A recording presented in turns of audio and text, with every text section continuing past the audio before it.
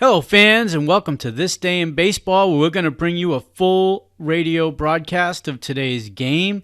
And before we do that, I just want to thank Classic Baseball Radio, and there's a link in the notes where you can check out their full channel. They have many great radio broadcasts. And while you're listening to today's game, if you want to check out much more about the game and the players, look on the links below, and you're going to see links to player pages, the date the game happened, the year it happened, and the play-by-play. Enjoy the game, and check out the links while you're watching the game, and please don't forget to hit the subscribe button so that every time new content comes out, you're going to get that firsthand. And thank you again for checking out This Day in Baseball, and enjoy the game. Now it's play ball at the Polo Grounds as lefty Al Jackson, a native of Waco, Texas, takes the mound for the New York Mets. And he'll be pitching against his old teammates.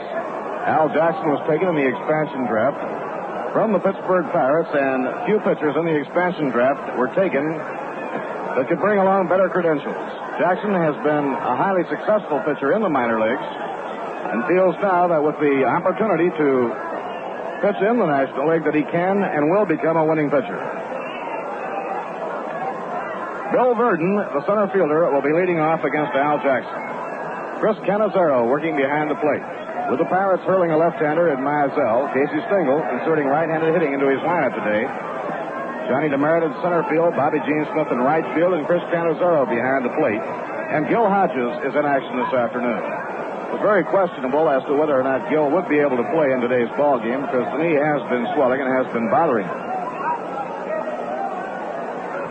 Al Jackson broke into professional baseball in his native Waco, Texas back in 1955. Wiry left-hander with good control, and he's a strikeout pitcher. He's got 165 hitters pitching for the Columbus Jets in the International League last season. Bill Verdon stepping in. Verdon, left-hand hitter. Now Jackson into his windup, and the first pitch of the day is right in there, strike one call.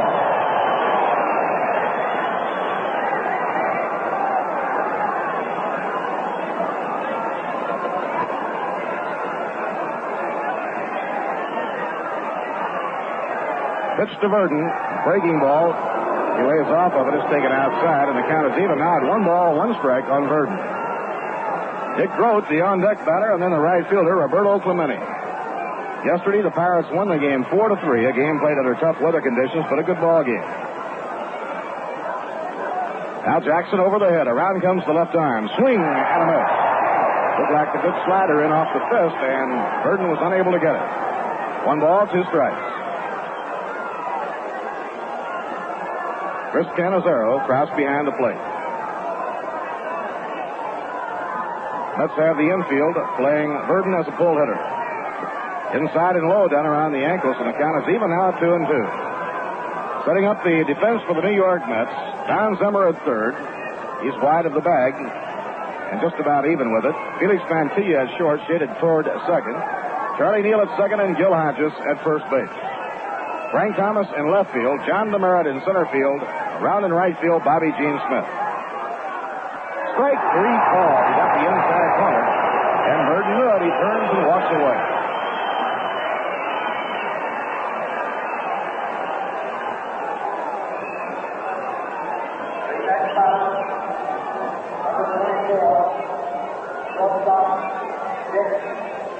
One away, nobody on. We're just going now here at the Polo Grounds. Second of a 4-game series, and the hitter is Dick Grote.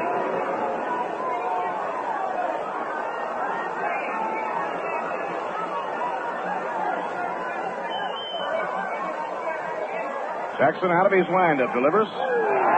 Breaking ball over, a strike call.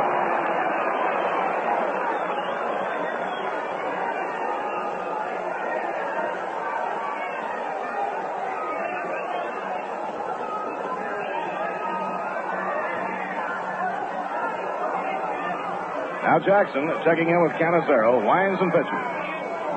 Low and outside. 1 ball, 1 strike. Jackson throws a lot of sliders, has a good curveball, and a good fastball. Not a blazing fastball, but certainly ample.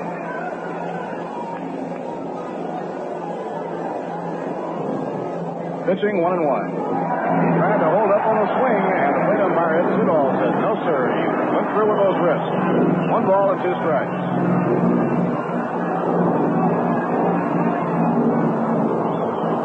Breeze blowing out in favor of the hitters.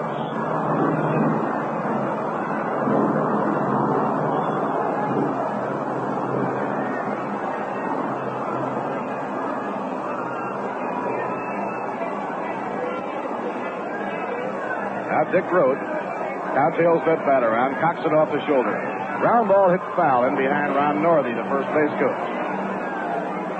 Frank Osiak on the coaching lines at third. You're going to like what you see the first time you get to the Polo Grounds this year because the painters have done a wonderful job. Ballpark is all dressed up.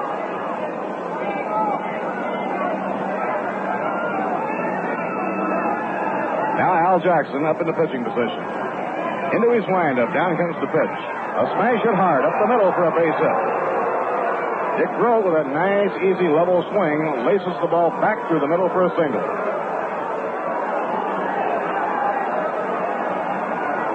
One away, one on, and here's Roberto Clemente, the right fielder.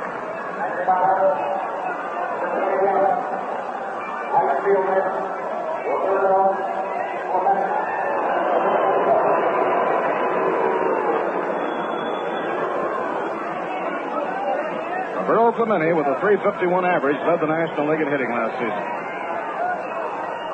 Right-hand batter, deep in the batter's box, sneaking fly going down that first baseline. Gil Hodge is holding against Dick Grote. Taken outside, ball 1.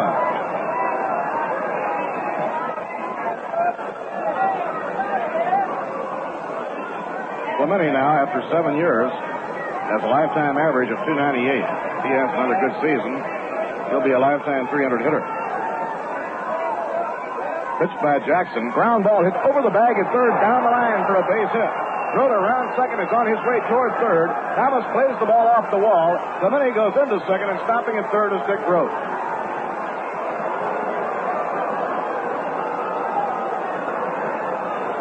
Hard ground ball hit right over the third base bag, fair by inches, and then down the line into foul territory.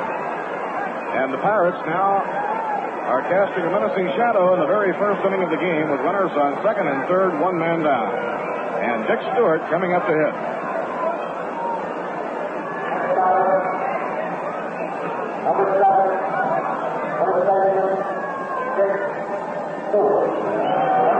Dick Stewart, power-hitting first baseman of the Pirates. He certainly officially joined the top sluggers club in baseball last year when he hit 35 home runs. Now the Mets have the infield back. They're willing to concede a run to cut off that threat of a big inning. And Charlie Neal pulls way over, almost behind second against Dick Stewart, a pull hitter. Al Jackson into his windup. Down comes the pitch. Swing and a miss, strike 1. An off-speed delivery by Jackson that caught Stewart off his panic.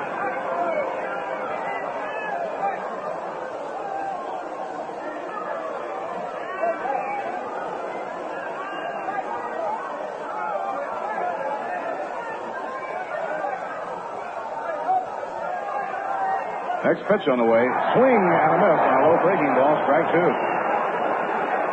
Lefty Al Jackson trying to pitch out of a jam here in the first inning. Grote on third. Clemente on second. 1 man out. The on-deck hitter is the left fielder, Don Clendenon. Clendenon, a right-hand hitter. Thomas deep in left field, back on the warning path. Now the windup, 2-strike pitch. He tried to get him to go for a bad ball, a breaking pitch low outside. 1 ball and 2 strikes on Dick Stewart.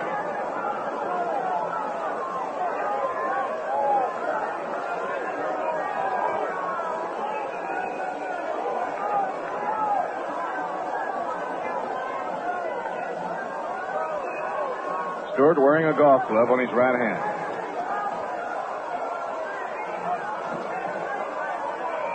Now Jackson takes a long look to get his sign from Canizero, and Stewart decides to step out. Now Jackson ready, winds, in comes his pitch. He struck him out, swinging.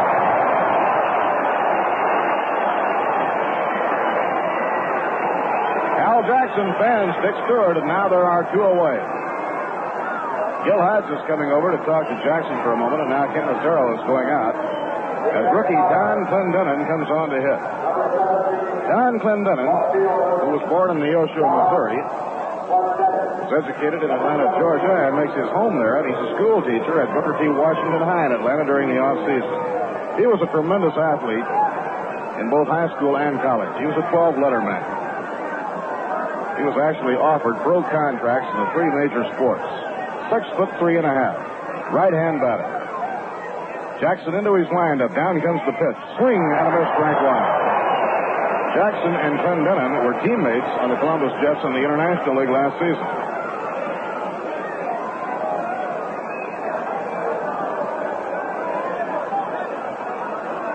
Last year, Clendenon hit .290.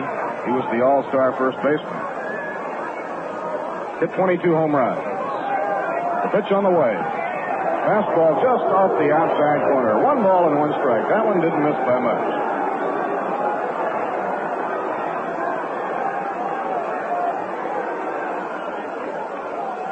No score. Pittsburgh threatening. Top half of the first inning. Grote on third. Clemente on second. 2 men down. 1-1. The count on Don Clendenon. The big right-hand hitter waiting. Swings and he misses. Strike two. Low breaking ball thrown by Jackson. Clendenon deep in the box, well back from the plate, feet wide apart. He's a big swinger. Takes that big sweeping swing.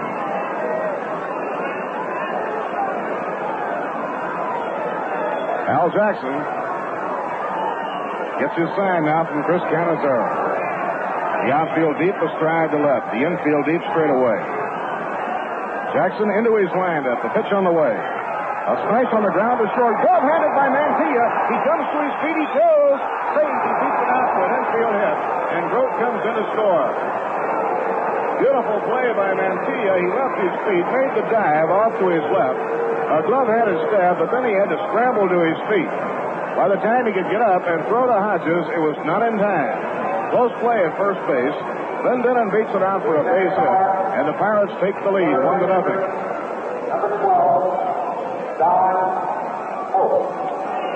Mantilla, by smothering the ball, saved the run.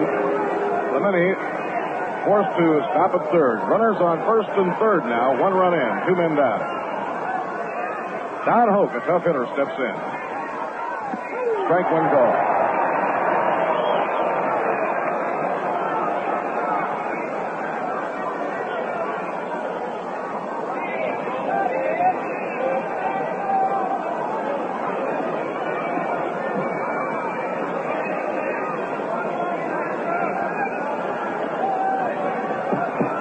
Don Clendenon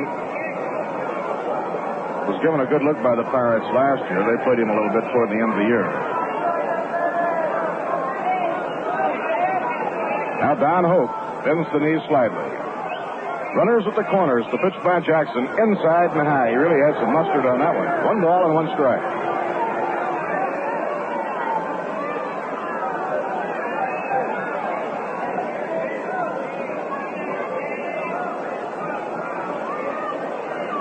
Jackson struck out the leadoff hitter in the game, Bill Burden.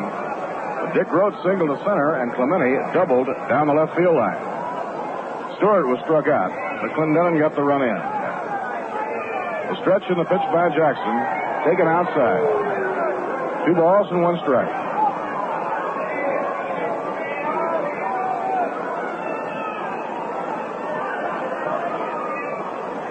Don Hoke, veteran third baseman.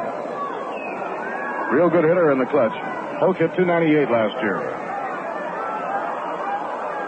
Now Jackson makes the 1-second stop. Kicks the leg. Delivers. Outside, ball 3. And he goes behind on Hoke, 3-1.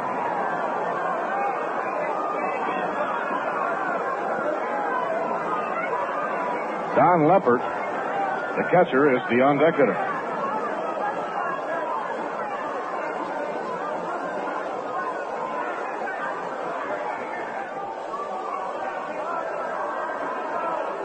Three and 1, the count on Don Hoke. Runners at first and third, 2 men down. 1 run in, top of the first inning.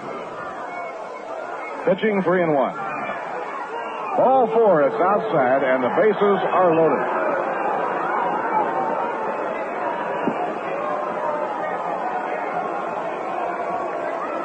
That brings up the catcher, Don Leppert.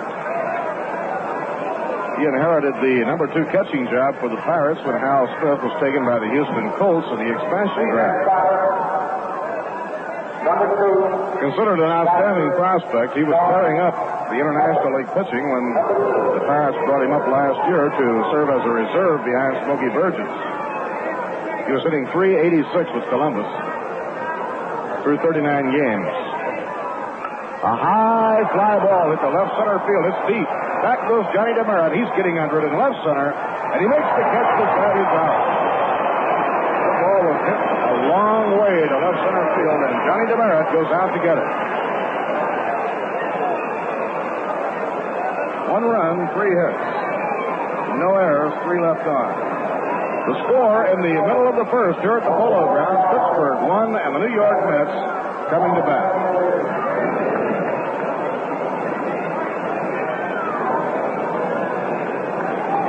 Bottom half of the first inning, Felix Mantilla is the leadoff hitter in today's game. Casey Stengel rearranging his batting order following yesterday's 4-3 setback. Inserting more right-handed hitting into his lineup against the veteran left-hander, Wilmer Mizell. Mizell, an 8-year veteran, now 31 years old, from Vinegar Bend, Alabama. Last year was an off-season for Vinegar Bend. He was beset by a number of injuries, including a cracked rib. Wound up the year with 7 wins and 10 losses. Year before last, on the world champion Pirate Ball Club, Mizell did an outstanding job. Mizell into his windup, the pitch, swing and a miss by Mantilla, strike 1. Vernon Law was working out before the game today, and the Deacons seem to be throwing fairly well.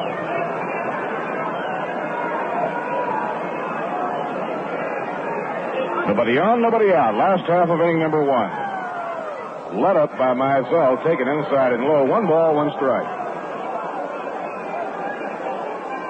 Vinegar Bend got off to a good start last year. He won the home opener for the Pirates. Won his next game, a low-scoring ball game against the Cubs, and then started running into problems. Breaking ball over, a call strike to Felix Mantilla. 1 ball and 2 strikes.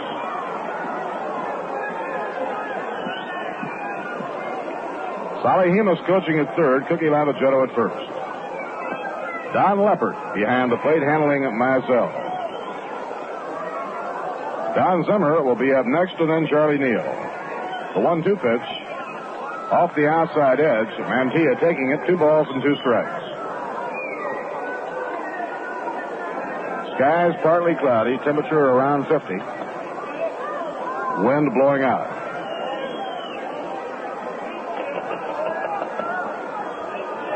Now Vinegar Bend looks in to pick up his sign from Don Leppert. Mantilla batting out of a crotch. In comes the pitch. Inside on a curve, and the string is out at 3-2.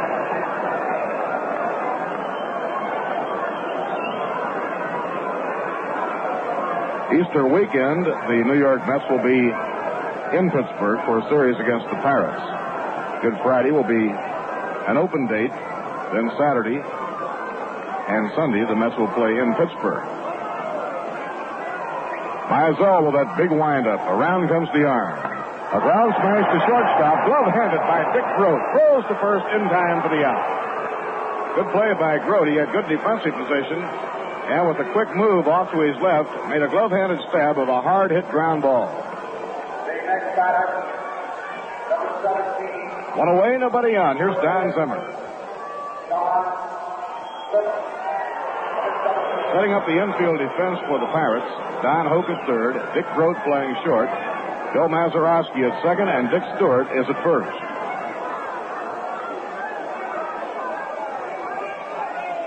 Zimmer swings and hits a high fly to center field. Backing up is Bill Burden. He's under it now and puts it away for the out. Don Zimmer jumping on the first pitch, flies to center. In the outfield, the Pirates are playing Don Clendenon in left, Bill Burden in center, and Roberto Clemente in right. 2 outs, nobody on. Here's Charlie Neal. Pittsburgh leading 1-0, last half of the first inning.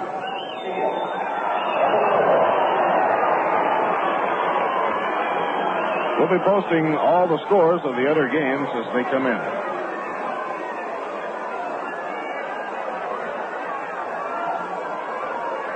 Mizell winds and pitches. Taken for a strike. At the moment, 3 Major League games are underway, and we'll post those scores for you at the end of the inning.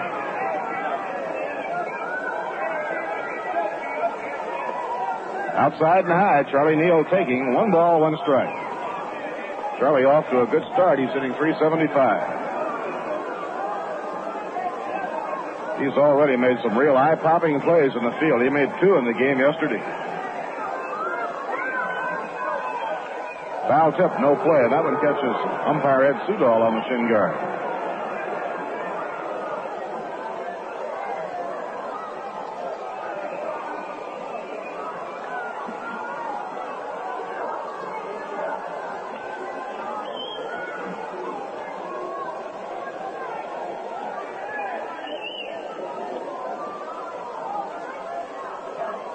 Neal the hitter with a count of 1 ball, 2 strikes. 2 outs, nobody on.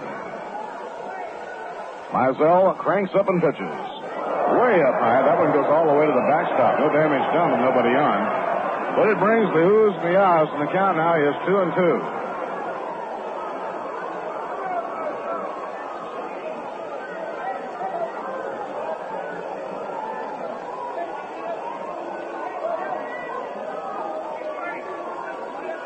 Mizell winds and pitches. Changeup that is fouled off by Charlie Neal.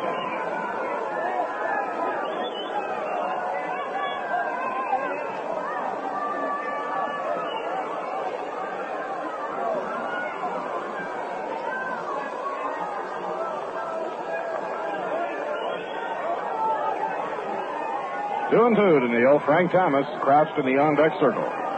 In comes the pitch. He lays off of it. Started to go. Had a notion held up, but it's outside. Full count, 3-2.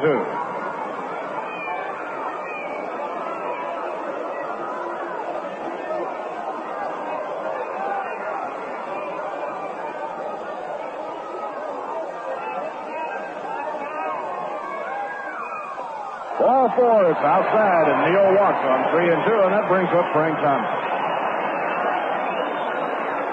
Batting practice before the ball game, Frank was really pumping that ball into the upper deck in left field. Of the players in the National League who came into the Polo Grounds as visiting players, only Stan Musial hit more home runs than Frank Thomas. Willie Mays, of course, leads the parade. When Willie was playing here, 94 of his home runs were hit here at the Polo Grounds. And Frank connected yesterday. It was his 22nd Polo Grounds home run. As they say, that was a home run any place. It would have gone out of Yellowstone Park.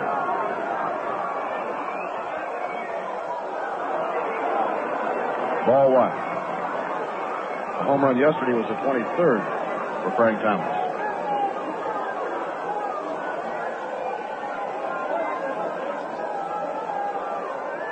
Charlie Neal leading off first base.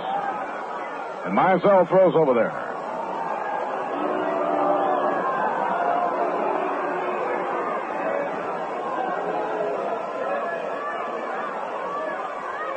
A line drive hit right down the left field line. It's going to stay fair, and it's in for a base hit. Neal's around second on his way to third. Thomas trying for a double. The throw coming in, save for the 2-base hit.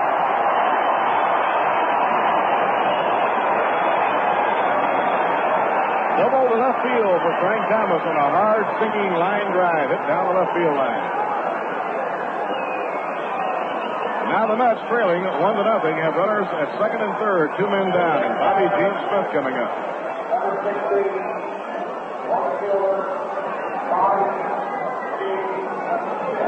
Bobby Gene Smith, wiry right-hand hitting outfielder.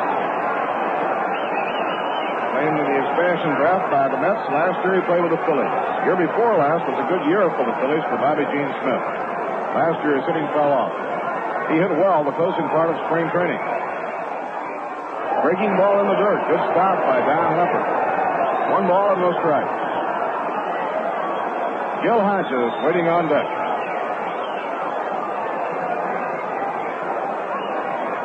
Neal on third.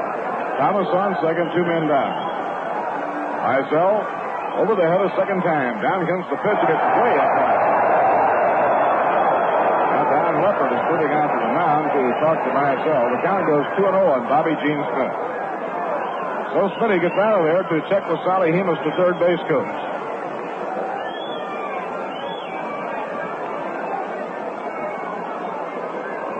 Charlie Neal got things going when he walked on 3-2, and Frank Thomas lined a double down the left field line, sending Neal around to third.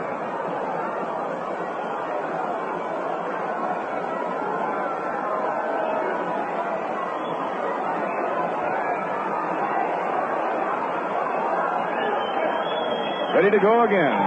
2-0 pitch. Ball 3 is outside. Walk to Bobby Gene Smith would load the bases for Gil Hodges.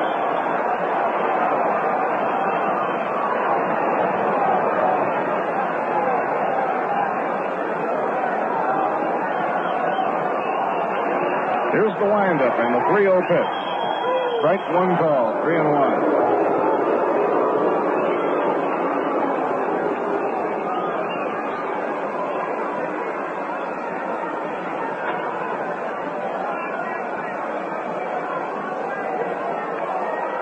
Three and one on Bobby Gene Smith. Runners on second and third. Mizell winding. Down comes the arm. Ball 4, the bases are loaded.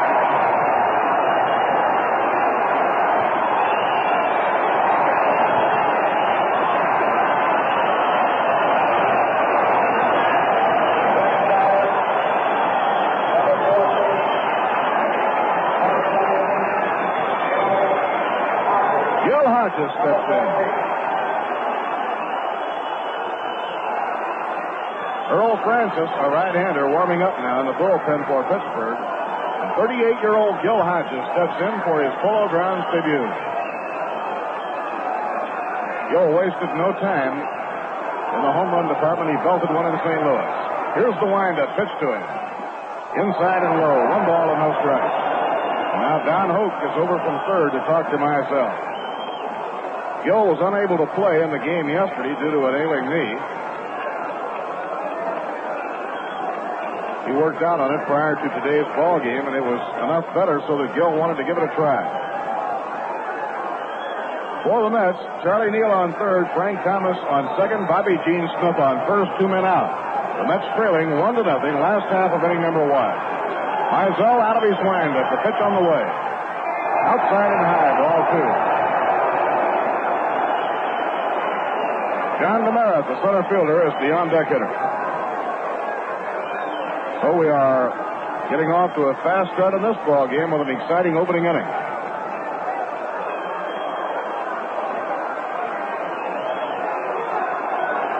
Pitching 2-0. Strike called on the outside corner.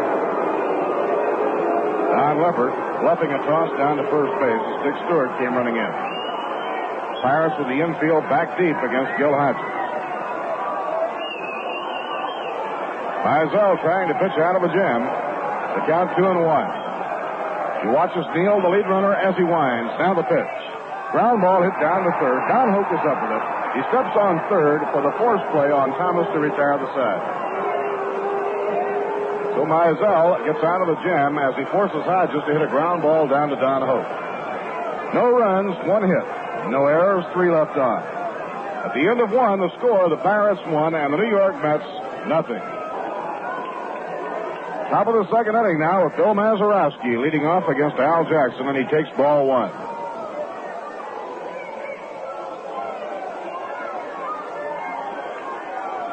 Next windup, and the pitch thrown by Jackson way outside, ball 2.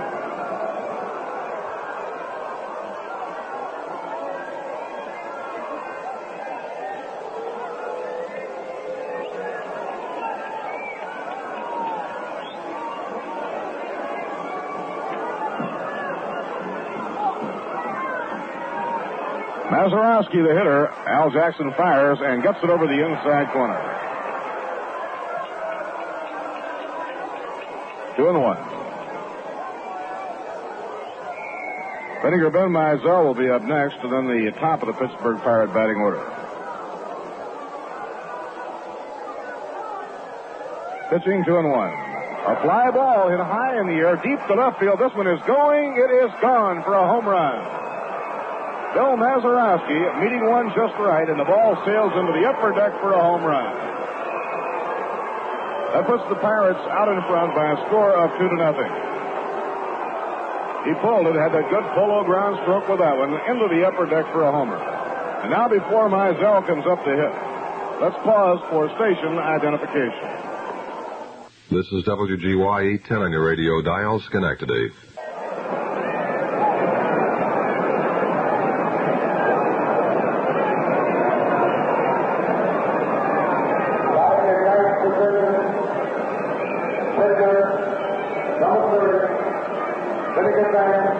Bob Murphy with Lindsey Nelson and Ralph Kiner. The hitter now is Mizell. Pitched by Jackson is taken inside, ball one.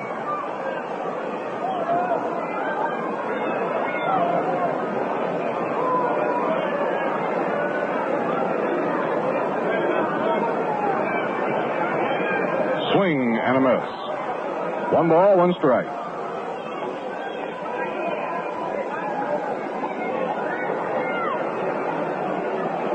Mazeroski last year had 13 home runs and knocked 59 runs in.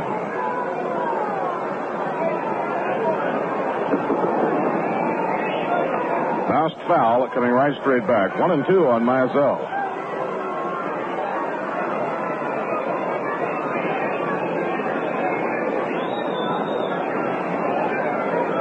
Al Jackson now has given up 2 runs on 4 hits. Mets had a strong threat of their own in the last half of the first, but Mizell pushed down to the jam. Ground ball right back to the mound, easily taken by Jackson.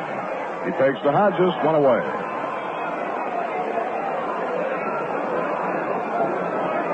One out, nobody on. That'll bring up Bill Verdon.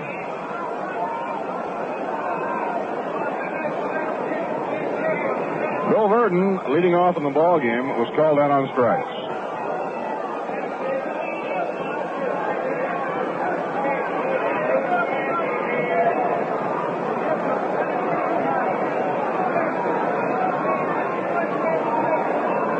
Verdon, left-hand hitter, crouches just slightly. Swing and a miss, strike 1. He went after a low breaking ball that was down around the ankles.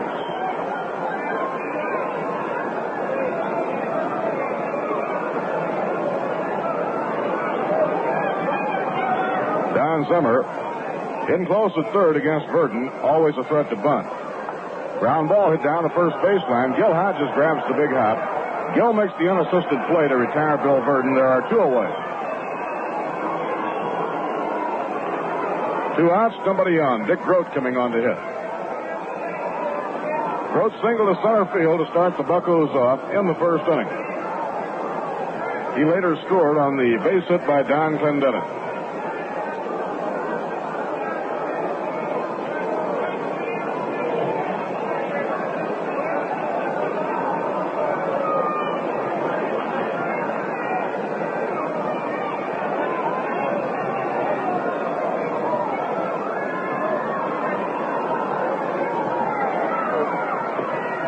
Outside and high. 1 ball, no strikes.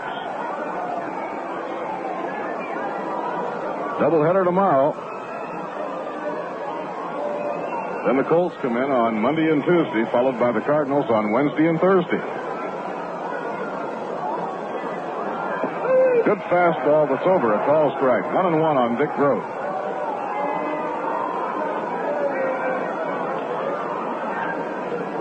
Groat came right off the Duke University campus to the Pittsburgh Pirates.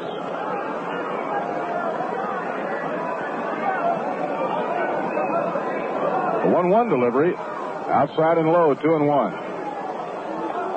Well, we have a good-looking day now. The sun has broken through, and all of the infield and most of the outfield now is really bathed in the sunlight. And does it ever look good?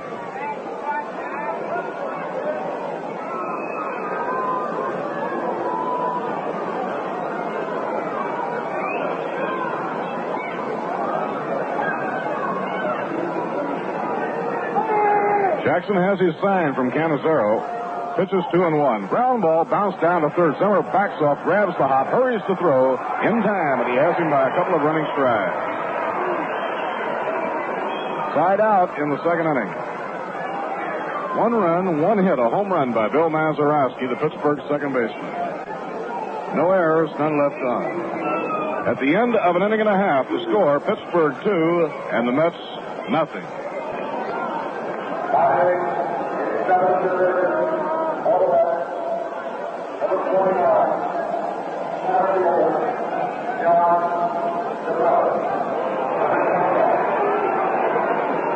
John DeMeritt leading off against Mizell in the home second. Looks at a breaking ball that's over for a call strike.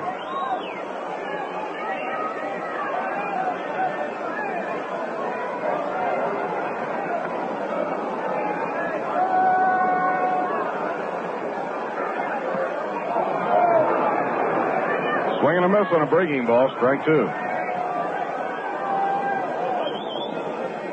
Well, Stan the Man has hit a two-run homer for the St. Louis Cardinals. 445 now for Stan, as the Cardinals go in front of the Cubs 2-0 in the top of the first inning.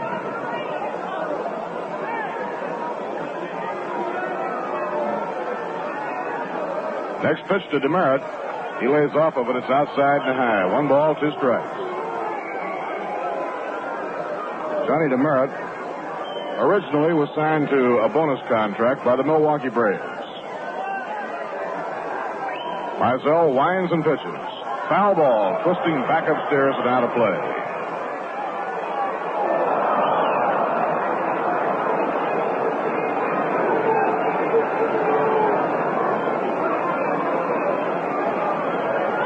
The end of 4, Houston nothing and the Phillies nothing. Ken Johnson against Art Mahaffey. Johnny DeMeritt swishing that bat around, waiting now on Mizell. Mets trail by 2, last half of the second. The left-hander winds and pitches. Swing and a miss. He struck him out on a changeup.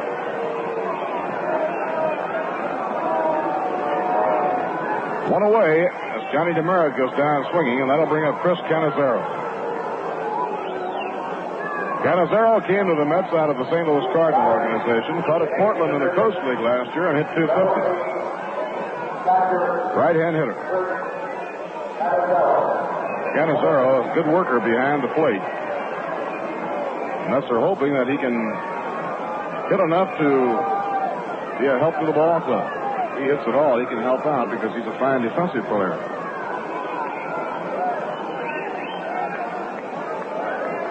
Pitched by Mizell. Ball 1. Doubleheader tomorrow, getting underway at 2. Bob Friend and Al McBean to pitch for the Pirates. For the New York Mets, Roger Craig in the first game and Bob Miller in the second game. Ground ball bounced down to third. Hope fields it even with the bag. The overhand throw is in time to get Cannizzaro 2 men down.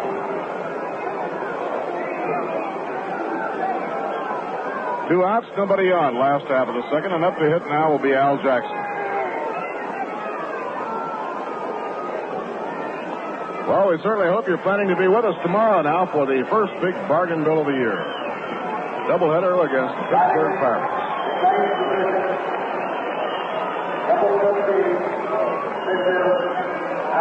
Pitcher against pitcher, Mizell against Al Jackson. Joined late, Pittsburgh scored 1 in the first and 1 in the second. Mazarowski building a home run on the second, nobody on. Swing and a miss, strike 1.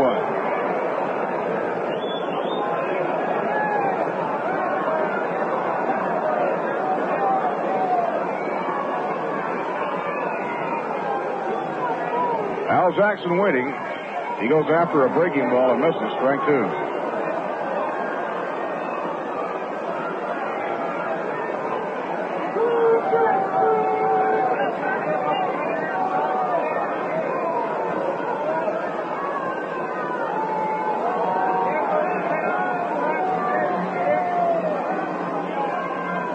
Mizell out of his windup delivers. Jackson hits a high fly ball to right center field. Roberto Clemente and Bill Burden converge, and it's Burden who makes the catch at right center that retires the side. So the Mets are out in order in their half of the second. No runs, no hits, no errors, none left on. At the end of 2, the score, Pittsburgh 2 and the New York Mets nothing. doubleheader, of course, with Pittsburgh tomorrow. Then Barry Kraft and the Houston Colts will be coming in for 2-day games on Monday and Tuesday. Next Wednesday and Thursday, Stan the Man and all the St. Louis Cardinals will be on hand. Tickets are on sale at Grand Central Station at the 42nd and Vanderbilt ramp, Long Island waiting room of the Penn Station, and here at the Polo Grounds. Ticket reservations may be made at all Howard Clothes stores. By the way, the brand new yearbook of the brand new Mets is on sale here at the Polo Grounds and also may be obtained by mail for 50 cents. Write Mets Yearbook, Polo Grounds, New York 39, New York. A wonderful cover on the 1962 New York Mets Yearbook, drawn by Willard Mullen. Al Jackson throwing in his warm-up tosses, and we'll be moving along to the third inning. Coming up for the Pirates will be the right fielder, Roberto Clemente. And coming up now for Rheingold Extra Dry to paint the word picture for you, Ralph Kiner. Thank you, Bob Murphy. As the sun comes out here at the Polo Grounds, we move along to the third inning.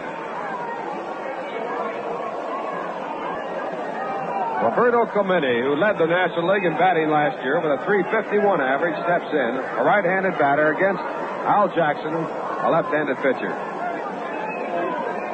Clemente doubled in his only time up here today, right down the third base line. He stands deep in the box, and he goes after just about anything that's tossed up there. Al Jackson working inning number 3. There's a hard smash through the middle on the ground into center field. So Clemente gets a base hit. Fielding the ball in center field, John DeMeritt throwing in. And Clemente the day 2 for 2. That'll bring up Dick Stewart. Dick struck out in the first inning when Al Jackson ran into trouble after striking out the leadoff man, Bill Burden. He allowed Dick Crow to single. Clemente a double. He'd struck out Stewart. Then Clendenon came through with a base hit to drive in the first run of the game. Pirates added one more in the second when Bill Mazeroski hit a sharp home run into the upper deck in left field. So now Stewart steps in, a big right-handed batter with tremendous power.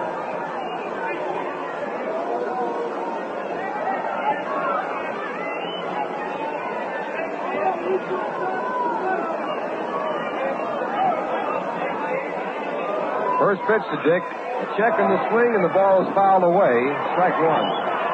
Stewart started to go, then tried to hold up, but couldn't get the bat out of the way. And Al Jackson gets out in front, 0-1.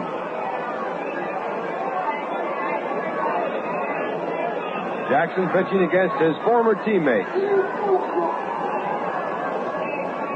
Last year with the Pittsburgh Pirates, he won one while losing none. Gil Hodges holding Roberto Clemente on at first base. He runs well and can run. No one out. One strike count to throw to first base. Clemente gets back with no effort. Coaching at first base, Ron Northey. Frank Osiak, the coach at third. Jackson set now, looking at Clemente to the plate down low. Ball one. 1 ball, 1 strike. Jackson struck out Dick Stewart in the first inning on very good low-breaking curveballs.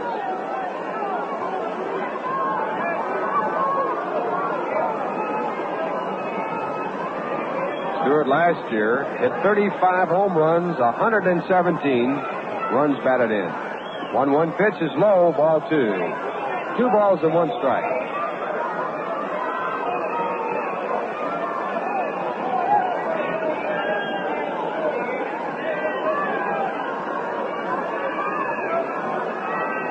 Stewart, a big, tall fellow, makes Jackson look small on the mound. Jackson stands 5'11", weighs 173 pounds. He lives in Houston, Texas. A throw to first base, but Clemente back easily. Jackson was signed while attending Wally College in Marshall, Texas. Picked up a bonus of $4,000. Started pitching in 1955 in Waco, Texas, his hometown. At that time, a curveball inside, ball 3. So now Jackson 1 pitch away from moving Clemente down to second base, putting Stewart on to count 3 balls and 1 strike. No one out. Stewart taking a look at the third base coach for the hitter take sign. Thomas very deep in left field. American center pulled around towards left center and deep. 3-1 pitch, swung on and fouled away, and the count goes full.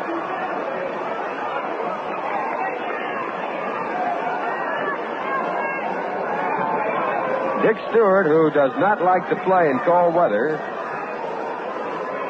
wears a glove in his right hand, mainly for warmth, but he also has some tape and a sponge on his right thumb, which protects a bone bruise, which he has had trouble with all through his major league career.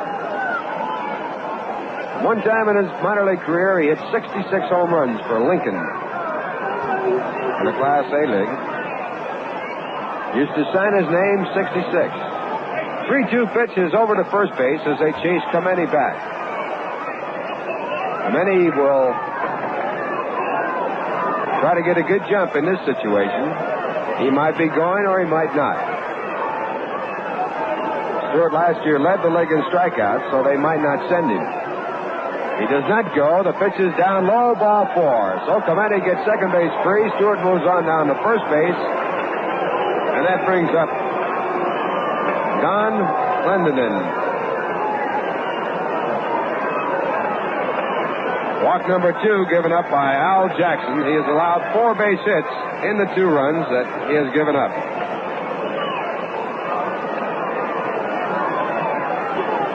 Don Clendenon, the batter. Big, tall right-hander.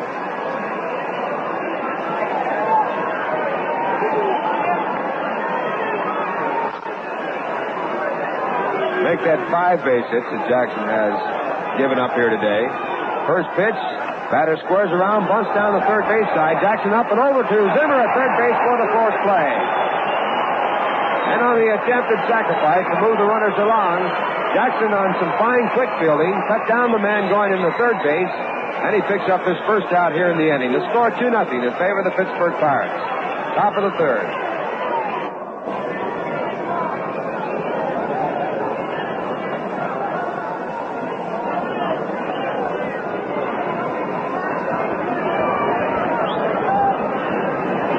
Now Don Holt steps in. Don, a right-handed batter with runners at first and second base.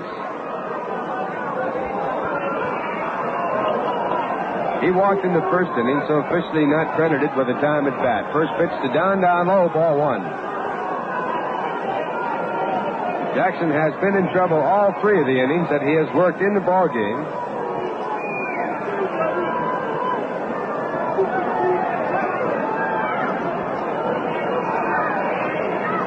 Now looking for the sign from Chris Cannizzaro.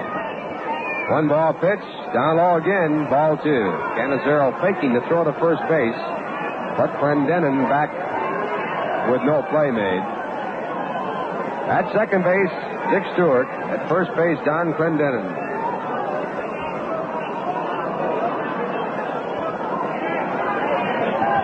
In the batter's box, Don Holt with a 2-ball count. Jackson back, a hard swing and a miss, strike 1. Holt going for the downs, couldn't get it. 2 balls and 1 strike.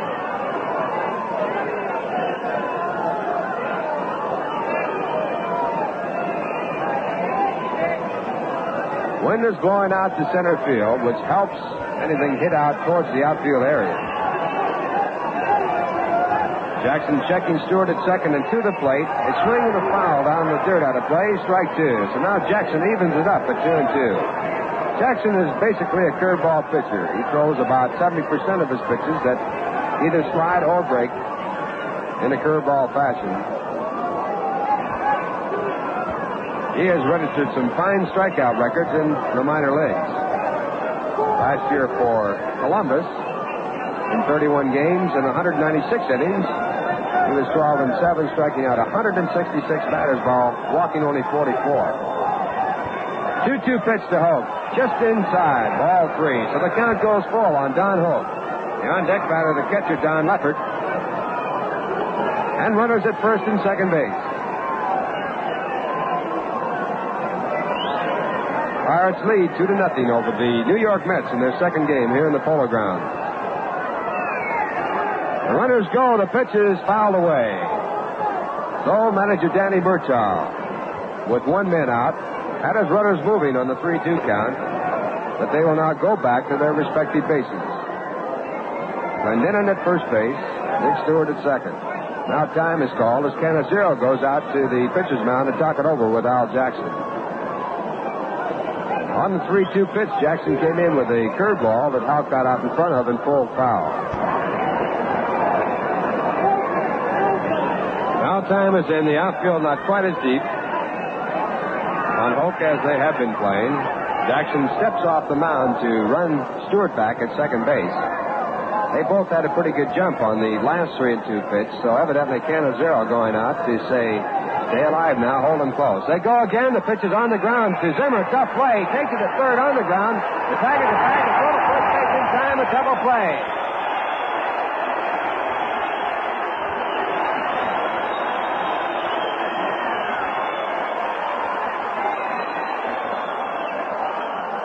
Well, if you're scoring, it's a fine play by Zimmer as he took the option going over to tag third base and made the long throw to first in time for the double play. It goes 5 unassisted to first.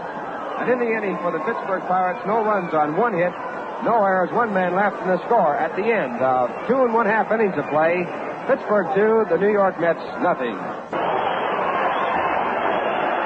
Moving along now to the bottom half of the 3rd inning. The Pittsburgh Pirates out on the field defensively with a 2-run lead, and batting for the New York Mets, Felix Mantilla. First pitch to Felix, a called strike as Mizell changes up, catches the outside corner. Mantilla was retired on a great play by Dick Grote at shortstop in his only time up, 0 for 1. Right-handed batter, Mizell a left-hander, back with a changeup that's outside, ball 2. Make that ball 1. 1 ball and 1 strike. Mizell has big motion, throws the ball with very little speed. Looks as though he'll throw it right through a brick wall. At one time, he could. 1-1 pitch to Mantilla. Slow curveball that's up too high, ball 2. 2 balls and a strike. The on-deck batter, Don Zimmer. He'll be followed by Charlie Neal in that order here in the bottom of the 3rd inning.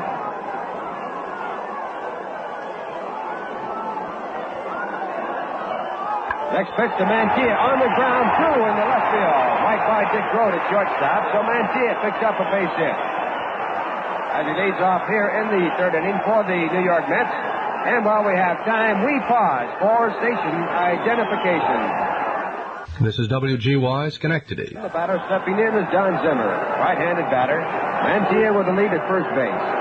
Mizell has a good move at first. Comes to the plate with a changeup down low, ball 1. Don flied out deep to center field in his 1 try today.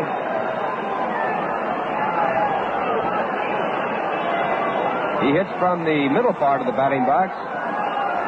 Now set as Mizell comes inside. The ball gets away from the catcher. Mantilla moves on down to second base.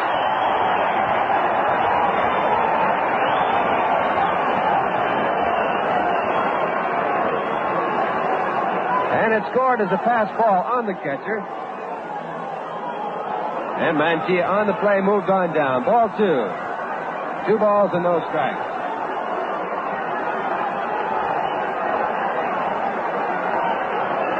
Mizell now looking at Mantilla at second base. Back with a high change, and it's ball 3.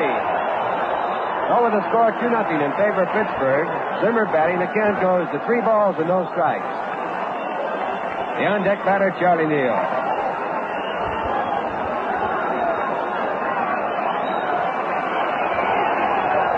Zimmer set and to the plate on the 3-0 pitch. A swing and a miss. Strike 1. So Zimmer going for the 3-0 pitch. Chased the ball that was away from him. 3 balls and 1 strike. In a ballpark like this, you'll see more batters hitting on 3-0 than you will in an ordinary ballpark. The lines here down left and right very close, and you try to pick up as many runs as you can. Ball hit down to the second baseman. He has it, has time. Mazurowski to Stewart, and on the play, as they pick up the first out, Mantilla moves over to third base. So Don Zimmer does his job. He moves the man to third, hitting behind the runner, and coming up now, Charlie Neal. Charlie walked in his 1 try today, officially 0 for 0. and he came into this ball game with an average of .375. That included a home run, 1 of 3 by the New York Mets so far this year. Hodges had one in the opening game in St. Louis, as did Neal. And Frank Thomas picked up a home run here in the Polo Grounds yesterday. Infield is playing back. They're going to give up the run. First pitch to Neal, popped up but foul, out of play, strike one.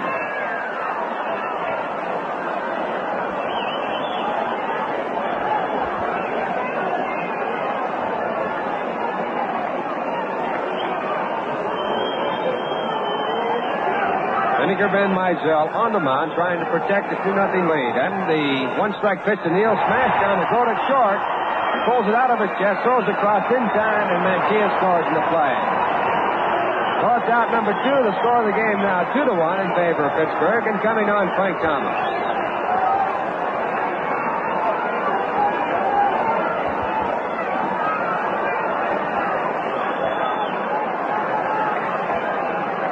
Thomas doubled on the left field line in his first try, 1 for 1.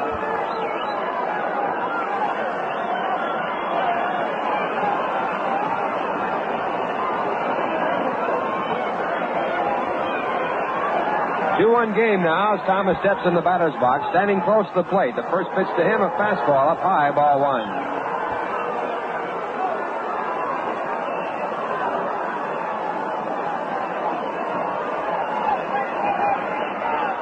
Mizell back, this time with a breaking ball inside, ball 2. 2 balls and no strikes.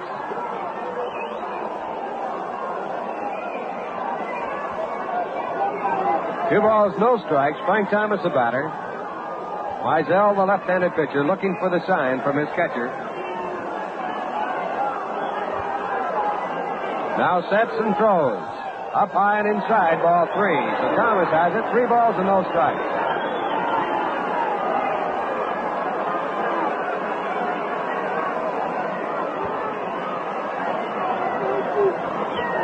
Mizell into the full windup, the 3-0 pitch, and Thomas is set, takes high, ball 4.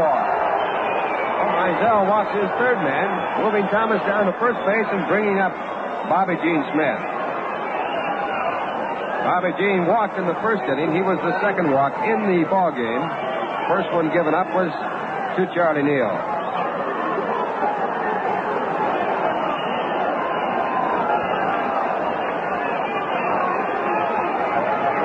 Mizell to Gene Smith, and it's down low, ball 1. Curveball in the dirt. Don Leppert pulls it out of the dirt. 1 ball and no strikes.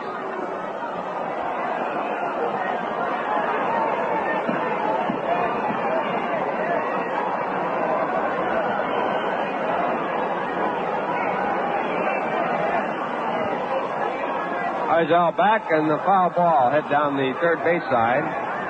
Salahimus, the coach here, fields it perfectly. Throws it into Boomer Mizell from Vinegar Bend.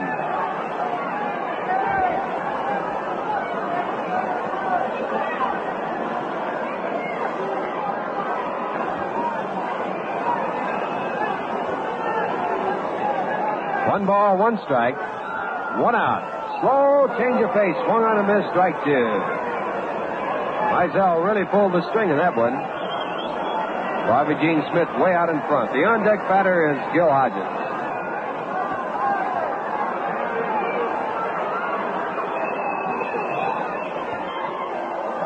Next pitch to Bobby Gene Smith, fouled away, and the count will hold at 1-2.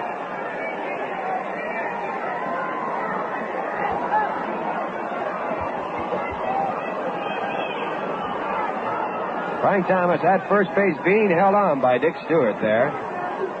Score 2-1 in favor of the Pittsburgh Pirates. Now Mizell with a 1-2 pitch. Again fouled away. The count again holds at 1 ball and 2 strikes. Pirates scored 1 in the first inning, 1 in the second. Mets have scored 1 right here in the third. So it's 2-1 Pittsburgh.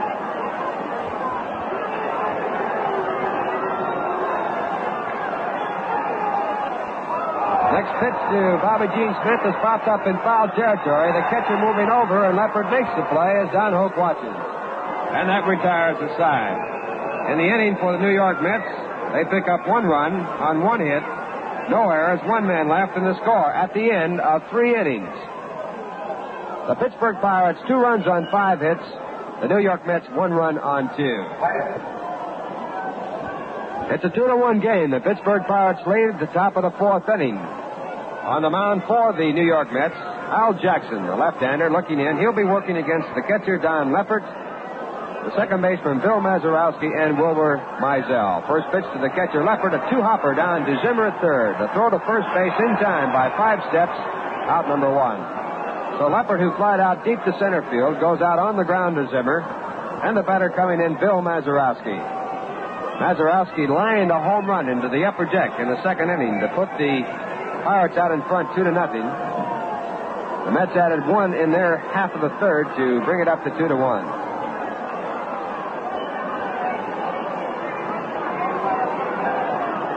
Mazeroski playing at second base, chokes up on the bat about an inch or 2. Jackson sets, throws down low outside. Ball 1. Jackson once in a while will turn his fastball over, which means it will break away from a right-handed batter. That time he threw the ball sinking away, but just too low.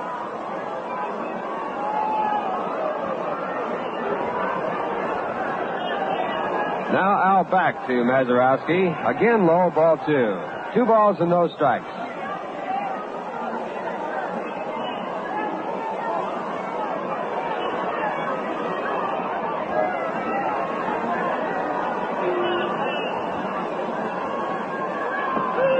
Strike called as Jackson comes through. 2 balls and 1 strike.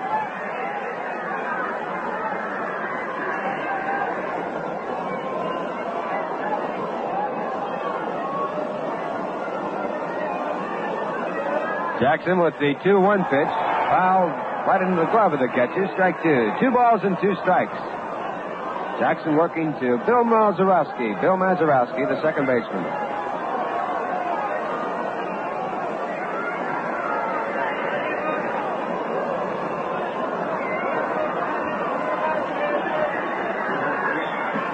Two-two pitch outside, a fastball, and the count goes full. So Jackson and Mazeroski all the way out. 3 balls and 2 strikes.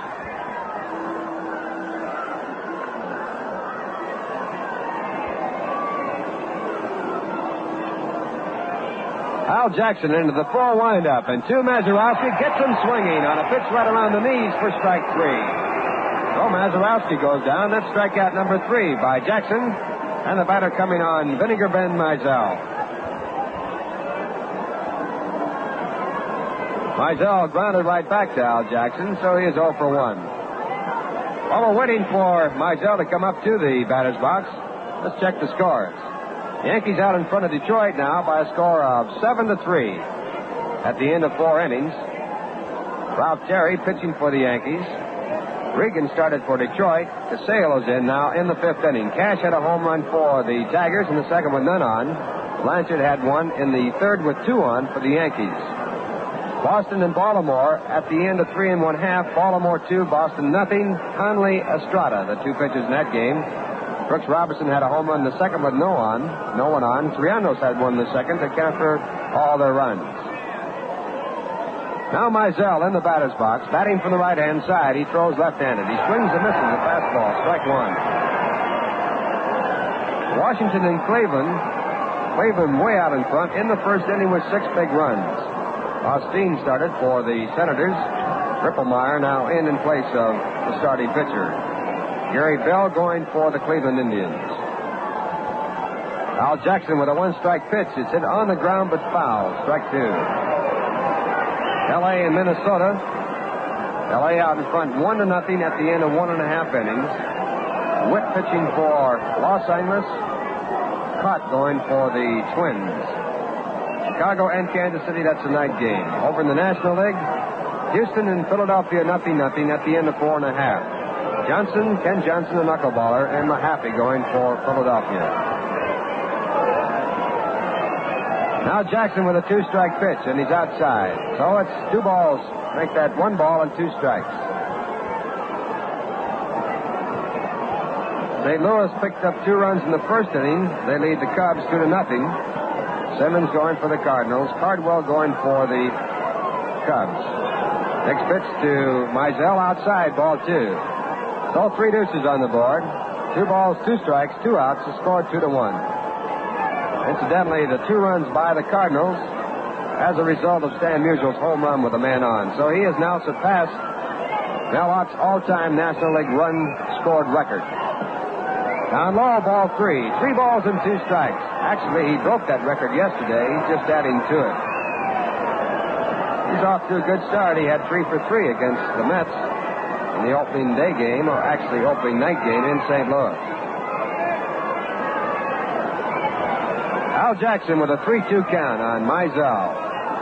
He swings and throws. It's fouled away, and the count holds.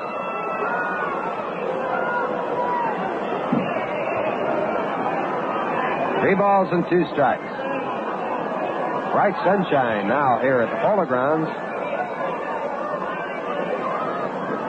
The Mets have seen a lot of cloudy days over the past week. They actually were not rained out of a ball game in the South. Next pitch to Mizell down in the dirt, and it's ball 4. That puts Mizell at first base with 2 men down and brings up Bill Verdon. Walk number 3 by Al Jackson.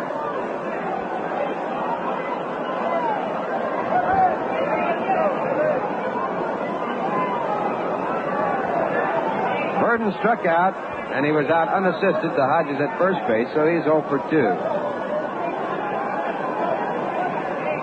Mets did get a game called in Florida during spring training after it was in about 3.5 innings. But they got their work in and actually started the game.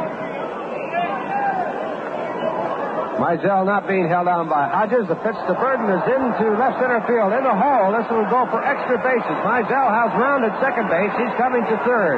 Verdon at second holds there, and so does Mizell, as the coach at third base holds him after he had come down the line. So Verdon picks up his first base hit, a long double in left center field. Moving Mizell over to third base, putting runners at third base and second base, and bringing up Dick Grote.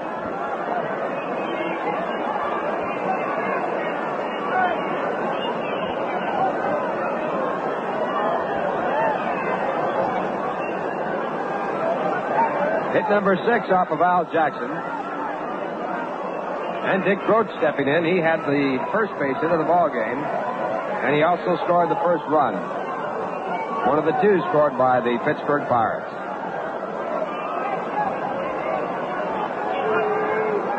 So Grote 1 for 2. He grounded out to the shortstop. In the batter's box, 2 men down, runners at second and third.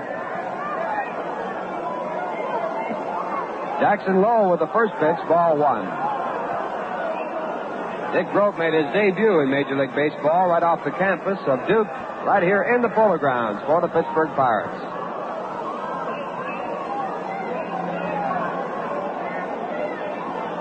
Outfield straight away, infield the same, as Jackson comes back low outside. 2 balls and no strikes.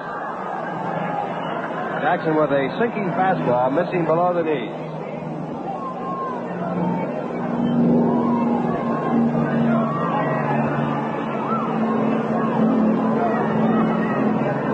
Mizell at third base wearing a pitching jacket. At second base, Bill Verdon. 2-0 pitch is fouled away, strike 1. 2 balls and 1 strike.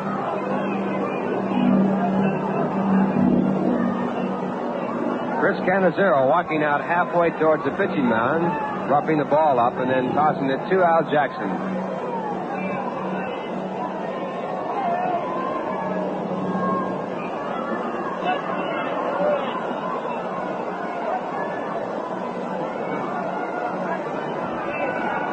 Jackson looking for the sign. Glove on his right knee. Now has it, looks at Mizell at third, and comes to the plate with a 2-1 pitch. Again, it's fouled down the dirt off of the leg of Dick Grote. And the count 2 balls and 2 strikes.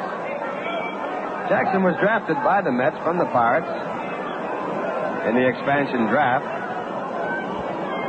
He spent most of the season with Columbus in the International League, which is a Pittsburgh Pirate farm club. But he did get into some Major League play, and he was very impressive. He worked 3 games for the Pirates, struck out 15 batters in those 3 games, walked only 4 in 24 innings. So he's had major league experience. The 2-2 pitch. Foul back in the screen. The count holds at 2 balls and 2 strikes. 2 men out. The score 2-1 in favor of the Pittsburgh Pirates. Top half of the 4th inning.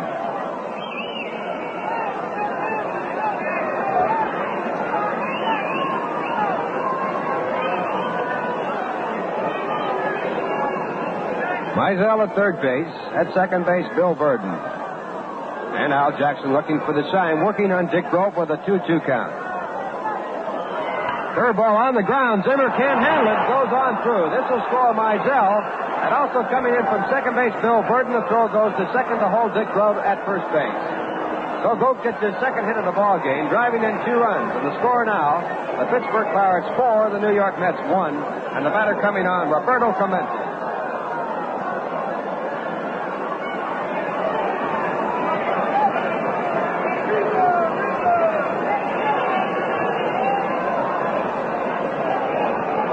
Clemente 2 for 2. He doubled down the left field line in the first inning. He singled to center field. Batting now with Grote at first base. 2 men down.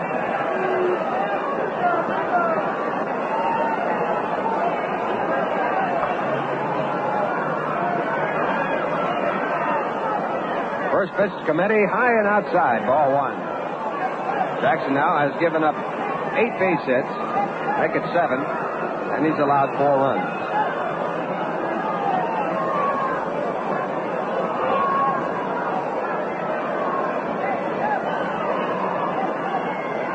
Clemente 2 for 2, deep in the batter's box. He led the National League in batting last year at .351. There's a drive to right field, going over towards the wall. Bobby Gene Smith, he plays it off of the wall. Going to third base is Dick Grote. The throw to second is not in time. So Clemente has picked up his 3rd in a row, moving Dick Grote over to third base. And the batter now, Dick Stewart.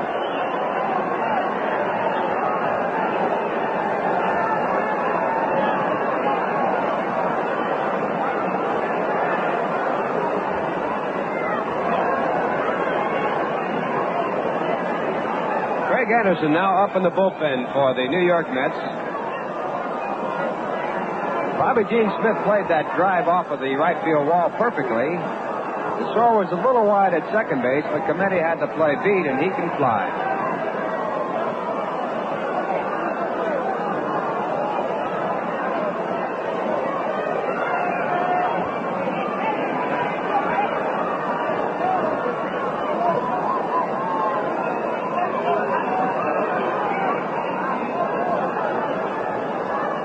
Dick Stewart, the batter, he struck out his first time up.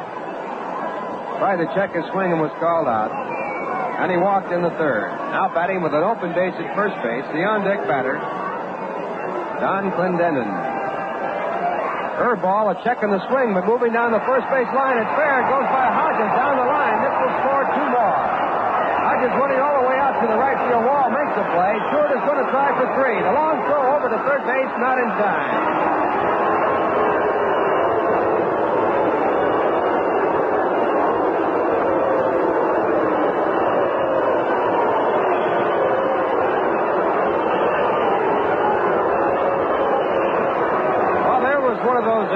Swings. Dick Stewart trying to hold up on the pitch. Couldn't check his bat in time, and he hit the ball fairly sharply right over the bag at first base. The whole team shifted to left field against the full hitter. Hodges had no chance to get it. In fact, he had to run the ball down all the way out by the right field wall. Finally did. On the play, Dick Grote scored from third base, and Roberto Clemente scored from second. The score of the game now 6-1. And the batter, Clendenon, takes outside a low, ball 1.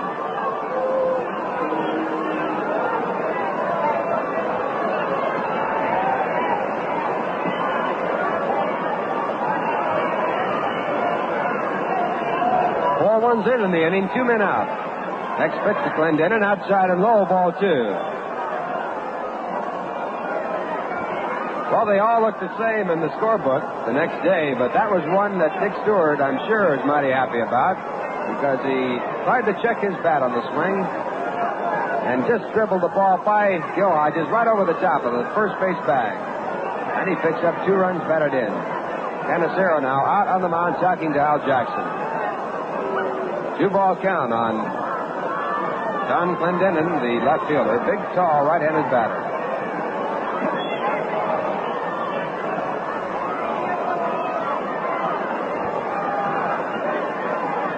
Jackson with a slow curve, a bouncy ball down the third base line, a tough chance. Zimmer throws home, and he gets Stewart as he comes on by.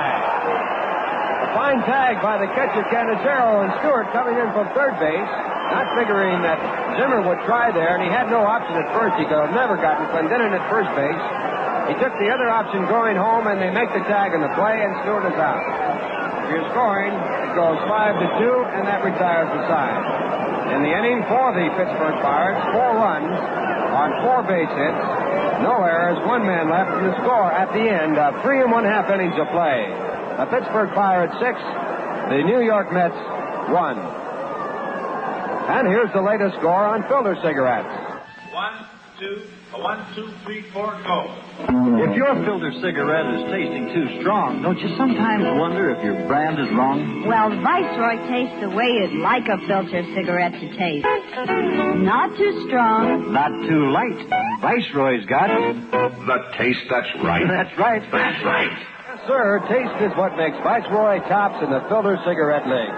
Don't just take my word for it. Learn the score yourself. Smoke all 7 of the leaders, and I'll bet you'll find some taste too strong, as if they didn't have a filter at all, and others taste too light. So they take all the man-sized flavor out of smoking. But not Viceroy. No, sirree. Viceroy's not too strong, not too light.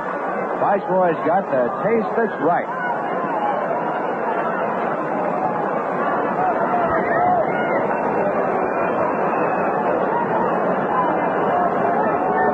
The 4th inning. And the Pittsburgh Pirates with 4 big runs in the top of the 4th have gone out in front of the game 6-1.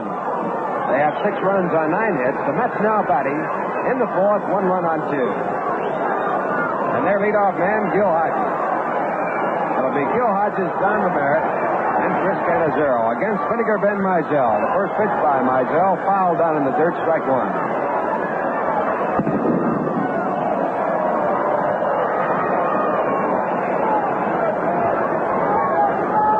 Scored 1 run in the first, added the run in the second inning, then tapped it with 4 in the 4th. Mets scored their 1 run in the 3rd inning. Mizell, the big left-hander, to Gil Hodges. Fouled away in the count now, no balls and 2 strikes.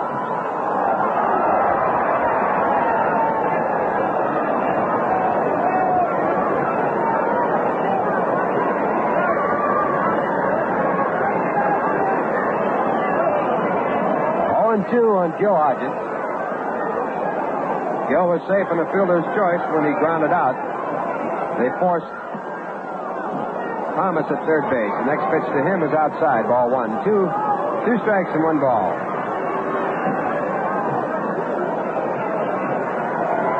Greg Anderson still throwing in the pen for the Mets. There's a drive down the left field line, but foul as Hodges got just a little bit out in front. Went into the lower deck. That'll hold the count at 1-2.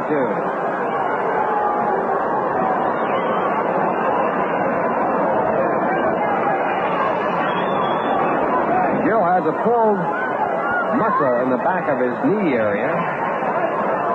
And this morning he had a shot of Novocaine and cortisone in there. He was not scheduled to play. Starting first baseman, Jim Marshall. But he asked Casey to put him in. He said the knee was feeling much better. 1-2 again. Catches on the outside corner. Calls strike 3. So Gil goes down looking, and the batter coming on, John Lemerritt. That's strikeout number 2 for Mizell. He picked up Lemerritt in the second.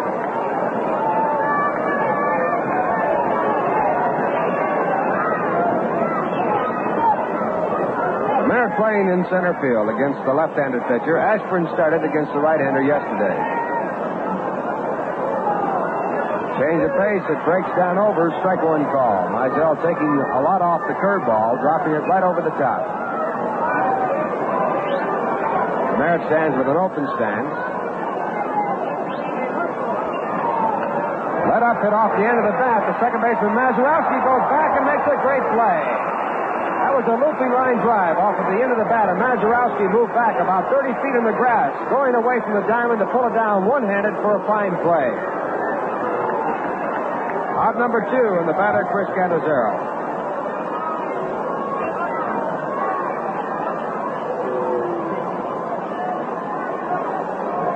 Cantizero, right-handed batter, grounded out to the third baseman, Don Hope. He is 0 for 1, making his debut here in the Polo Grounds for the New York Mets. Mizell just a little bit high, ball 1.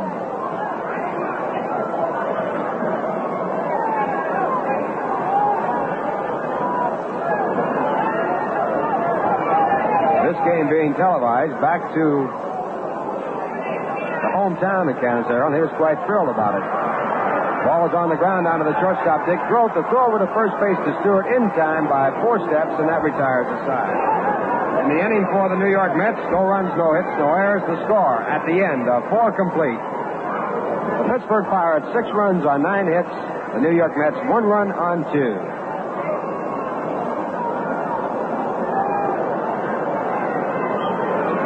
Well, it's baseball here at the Polo Grounds, and for a long time there in the spring, the last part of the spring training season, we weren't too sure we'd ever get up here. Time was starting to drag. But now that we're all here, all the players, and I know that Bob Murphy and Lindsey Nelson and myself certainly are happy to be in New York and ready to go. It's going to be a great season. We have a doubleheader, the first one of the season, coming up tomorrow, starting at 2:05. Scheduled to go for Pittsburgh, Bob Friend, who pitched the shutout his first time out this year. And also McBean, big tall fella, but good stuff. So you'll be seeing a lot of stars in action, stars that you haven't seen before in the National League. People like Vada Pinson, who has never played in the Polo Grounds, and many others. Should be a great season. Now, while we have just a little bit of time, we pause for station identification. This is WGY 810 on your radio dial, Schenectady, your New York Mets baseball station.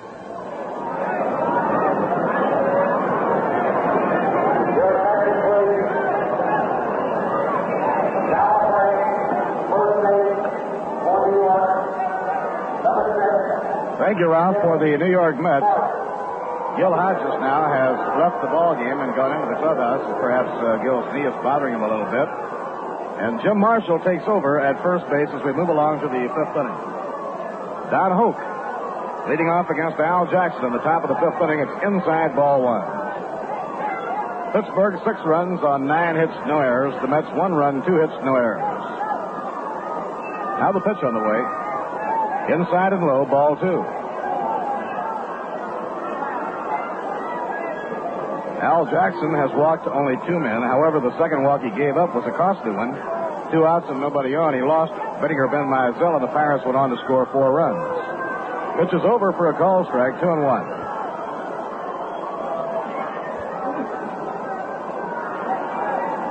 Don Hoke has drawn a walk and bounded into a double play. Jackson cranking up. Down comes the arm. A let-up taken. Ball 3. 3-1.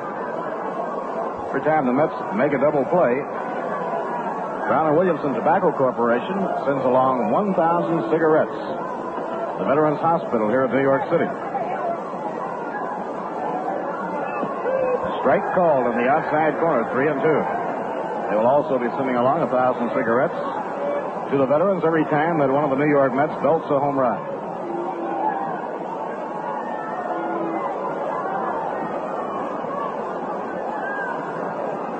3-2 pitch.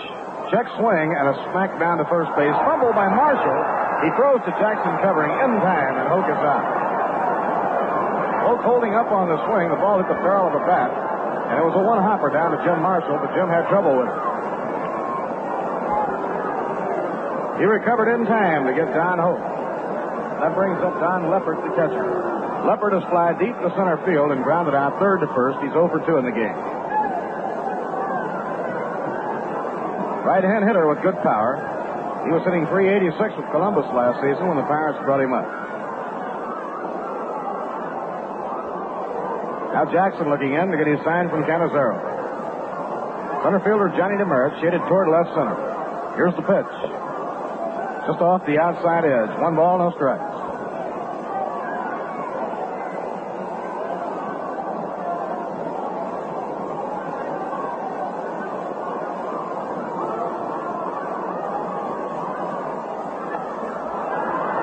up in foul ground outside first. Jim Marshall goes over and makes the catch easily to retire lefty. 2 up and 2 set aside by lefty Al Jackson in the top of the 5th inning. That'll bring up Bill Mazeroski. Maz hit a home run into the upper deck in the 2nd, nobody on, and then was struck out by Jackson in the 4th inning, 1 for 2. The end of 5 at Briggs Stadium in Detroit. The Yankees lead the Tigers 8-3. Ralph Terry on the mound for New York. Jerry Casale replaced Phil Regan. Blanchard a 3-run homer, and Norm Cash connected with nobody on.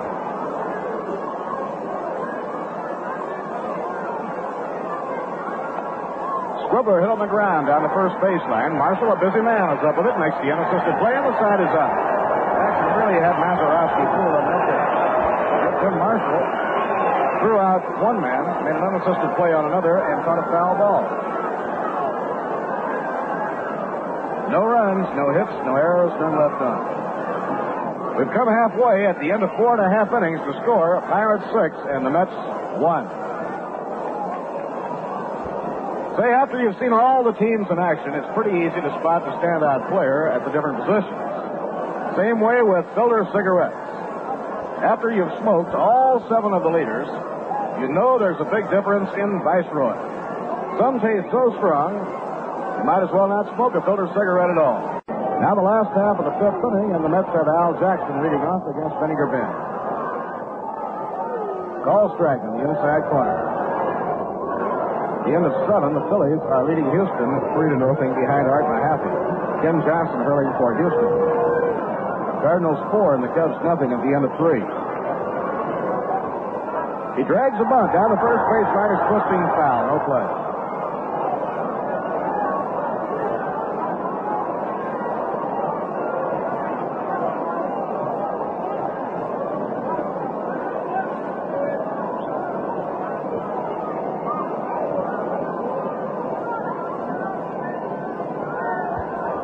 Al Jackson trying to bunt his way on base to get something going for the Mets in the last half of the 5th inning, but the ball went foul. Mizell checking with his battery mate now, Don Lepper. Felix Mantilla occupying the on-deck circle. Swing and a miss on a breaking ball.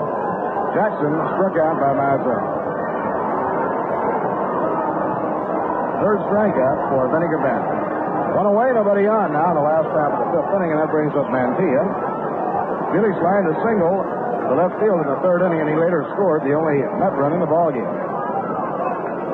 He came in to score on a ground ball by Charlie Neal.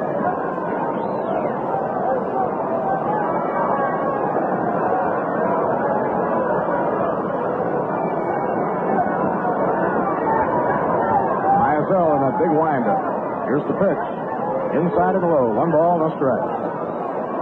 The end of 4.5, Baltimore 3, the Red Sox nothing. Conley against the Orioles, Chuck Estrada. And Cleveland 6, Washington nothing at the end of 5. Ground ball bounced towards short. In comes Dick Drude. He snags the hop. Throws to Stewart, a low throw, but he digs it out of the dirt in time. 2 outs, nobody on now in the last of the 5th inning. The batter coming up will be Don Sumner. Zip has flied to center and grounded out second to first.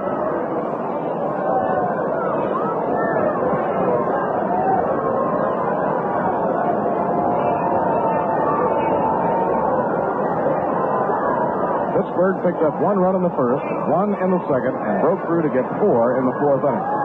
Pirates leading 6-1.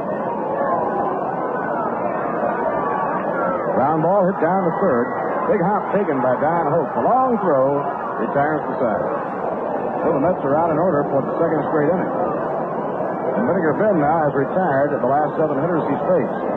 In the 5th inning, no runs, no hits, no errors, none left on. 5 innings complete at the Polo Grounds to score the Pirates 6 and the Mets 1. In the 6th inning, the Pittsburgh Pirates will have Vinegar Bend Mizell leading it off.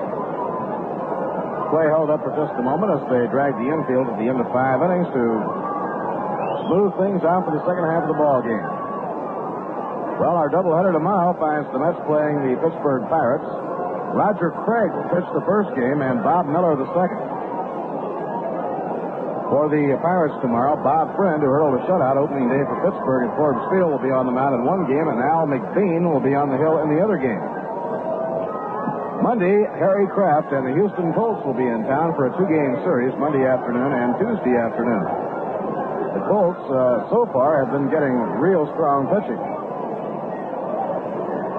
And, of course, their personnel includes such as Norm Larker, Joey Malapatano, Don Budden, Bob Aspromonte in the infield. Mizell rips it foul back into the screen, strike one. In the game at Detroit, Norman Cash, the American League batting champion of last year, has hit his second home run of the game. Nobody on. So it's now 8-4, the Yankees in front, Detroit hitting in the home sixth inning. Foul ball, a squibbler hit off to the left, strike two on Mizell.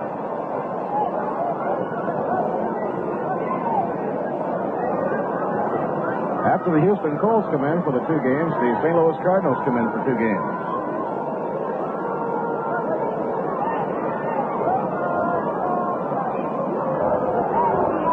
Vinegar Bend batting right-handed.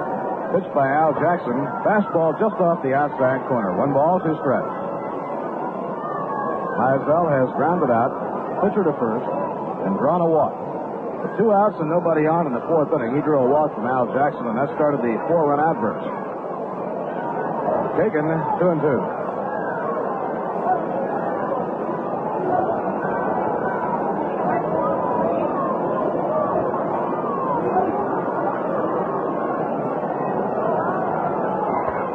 Fly ball hits the right field. It's back toward the barrier. Bobby Gene Smith running to the line. Makes the catch in the corner.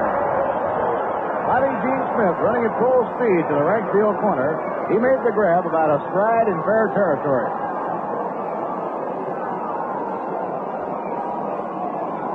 1 out, nobody on. Now the top of the order for the Pirates, and the hitter is Bill Burton. Burton doubled to left center field his last time up. 1 hit and 3 trips.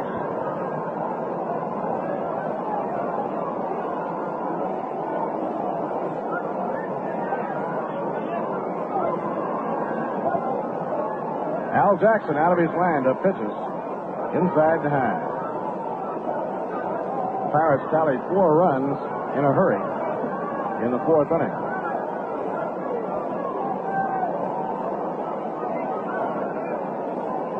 Don Zimmer heading close to third against Bill Burton. Slow bounder down the first baseline. It can't be reached by Jackson. Picked up by Marshall. Thrown to Jackson, and Jackson tags him out. Jackson couldn't get to the base, but he was able to put the tag on Bill Burton about a stride before he hit the first base bag. That was one of those slow bounders into the no man's land. Jackson had to try and reach it. He couldn't do it. And when he waved at it and couldn't reach it, he just kept going on to first base, and Marshall got there and made the throw to it. 2 outs, nobody on.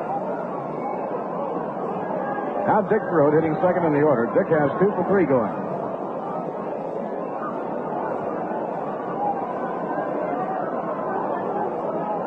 Grote a good hit and run man. Right-hand batter. They play him just about straight away. Breaking ball taken outside, ball 1.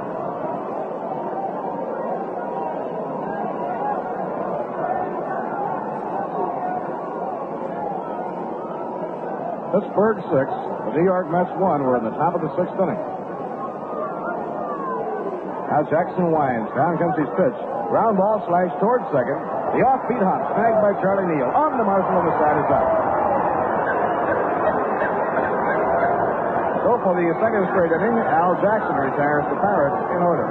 No runs, no hits, no errors, none left on. Now at the end of 5 1/2 innings, the score, Pittsburgh 6 and New York Mets 1.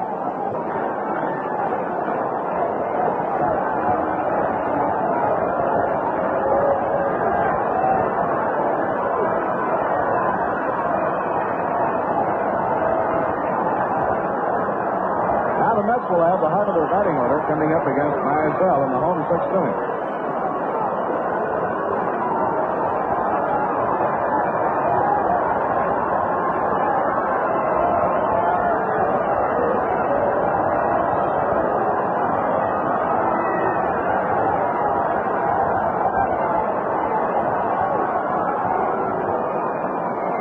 Charlie Neal has drawn a walk, grounded out short to first. Charlie came in the game hitting a .375. Vinegar Bend winds and pitches. A ground ball hit hard. A base hit down the left field line, rolling toward the corner. Neal around first, stumbles for a moment, and now must hold up. Charlie Neal went spinning around first and lost his footing temporarily. It did not appear he was going to try and stretch that anyhow because the Mets are 5 behind, and they'll be taking no unnecessary chances on the baseline. So Charlie Neal drills one between Don Hoke and the bag down the left field line, and that brings up Frank Thomas.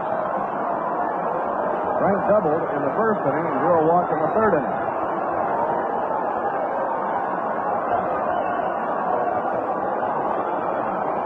Base hit by Charlie Neal, the third hit given up by Mizell. Frank Thomas up, they play him deep. Pitched by Mizell. He starts him off with a curve, and it's over, a call strike.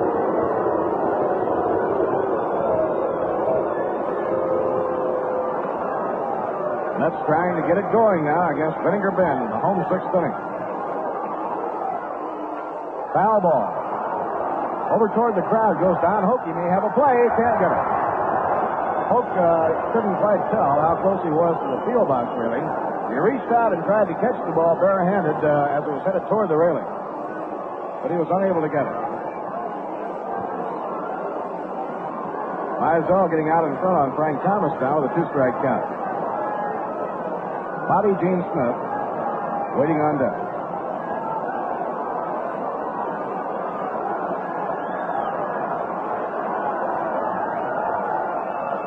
Outside, it pops out of the mitt of Don Leppard, but not far enough so that Neal can try to go.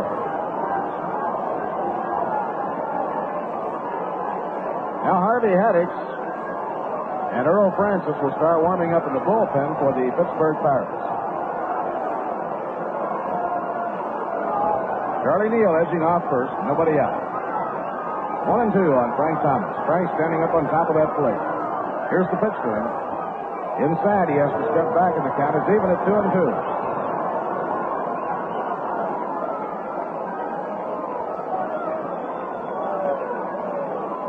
Mazeroski shaded towards second, playing Thomas to pull. Here's the pitch to him. Bounced foul. He went after a curve and fouled the ball into the dirt by home plate. So the count stays 2-2 on Frank Thomas. Frank hit a drive into the upper deck for a home run in the opener yesterday.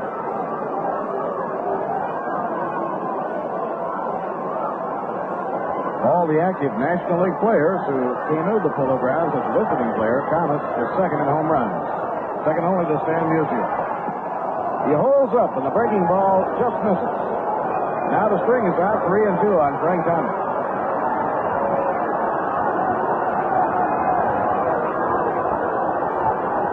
All over in Philadelphia, Art Mahaffey hurled a 7-hit shutout as the Phillies beat the Houston Colts 3-0. So Mahaffey has pitched 2 games, won both complete ball games.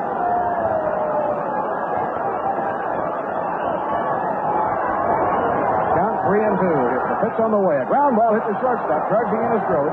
Over to Mazeroski for 1. On to first. Save at first base. Mighty close play at first, but Thomas beats the throw from Mazeroski. Grounder hit by Thomas was hit rather slow.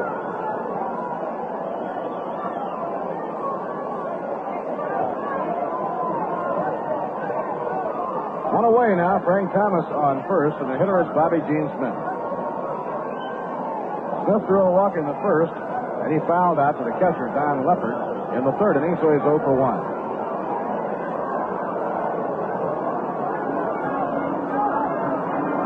Mets trail 6-1. We're in the last half of the sixth inning. Now Vinegar Bend makes the 1-second stop. Delivers outside. 1 ball, no strikes. Jim Marshall in the on-deck circle.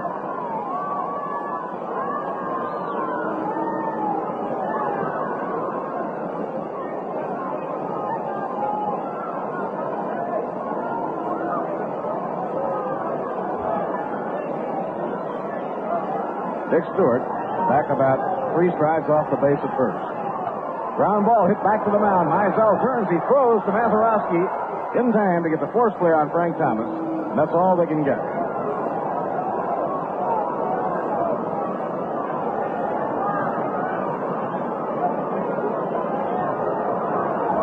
Now there are two away. Bobby Jean Smith reaching on the fielder's choice, and Marshall is up for the first time.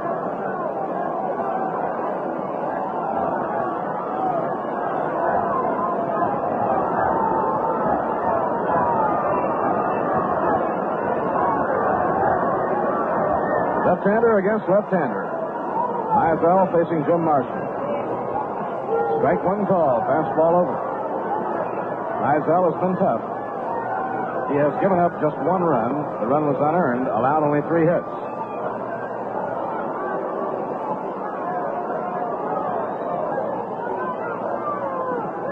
Breaking ball over. Strike 2 call to Jim Marshall. Tomorrow's doubleheader at the Polo Grounds will be starting at 2 o'clock. In all probability, Bob Friend against Roger Craig in the opener. Bob Miller and Al McBean of the Pirates pitching in the second game.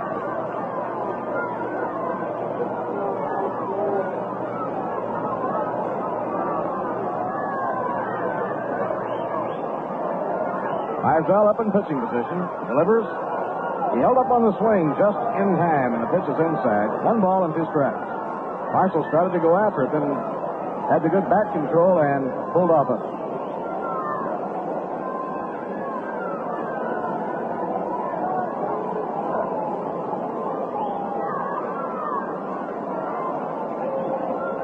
Now Vinegar Bend has his sign from Leopard. Pitch to Marshall. Breaking ball that Vallow strikes him down around the knees. The count is even at 2 balls and 2 strikes. For the Mets, Johnny DeMeritt waiting on deck, hoping that Marshall can save him a stick here in the last half of the 6th inning.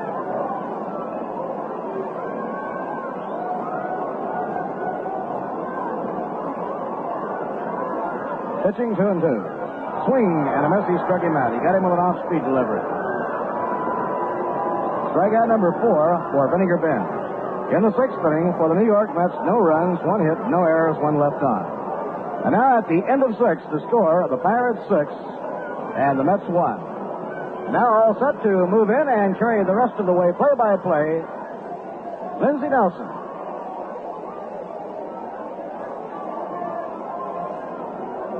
All right, Bob Murphy, we'll be going to the top half of the 7th inning, and Al Jackson firing the warm-up toss it down to catcher Chris Canizero. Jackson started, has come all the way.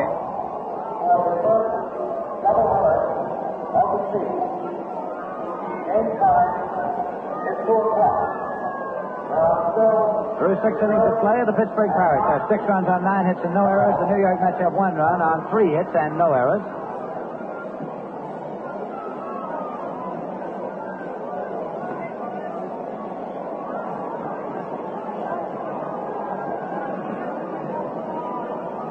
Pirates will be sending up here in the top half of the 7th Roberto Clemente, Dick Stewart, and Don Clendenon. In case you have joined us along the way, the Pirates scored 1 run in the top half of the 1st inning when, with 1 out, Dick Roach singled, Roberto Clemente doubled, Stewart struck out, and then Don Clendenon singled to drive in the 1st run. In the 2nd inning, Bill Mazeroski hit a home run to account for the 2nd Pirate run. Then in the bottom half of the 3rd, for the Mets, Felix Mantilla singled, went to 2nd on a pass ball, moved to 3rd on an infield out, and scored on Charlie Neal's infield out. That made the score 2-1 at that point. But then the Pittsburgh Pirates got 4 runs after 2 out in the top of the 4th to make the score 6-1, and that's where we are right now. Roberto Clemente, 3 for 3 up there now, right-hand batter. Al Jackson, the left-hander, winds and fires low for ball 1.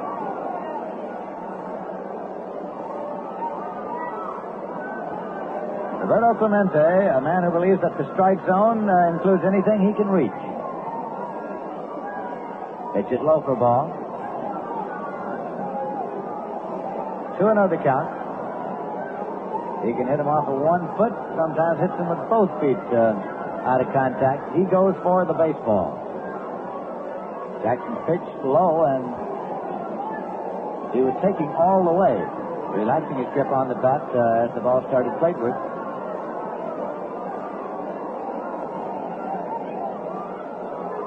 It's a 3-0 pitch, and he takes ball 4. So Jackson has walked Clemente on 4 pitch balls. That is the 4th walk given up this afternoon by Al Jackson. Jackson has struck out 3 and walked 4 thus far. Gives the Pirates a base runner with nobody out, and Dick Stewart coming up. Stewart struck out and walked. And then sent a check swing ground ball just inside the bag at first for a triple. In the big top half of the fourth inning, drive in 2 runs.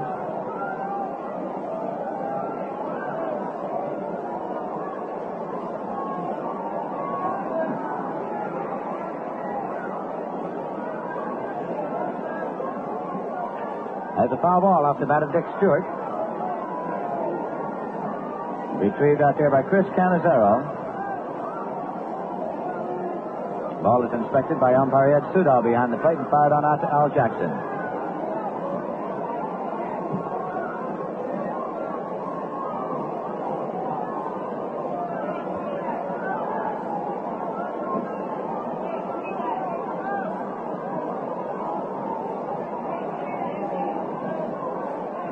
One strike count to Dick Stewart.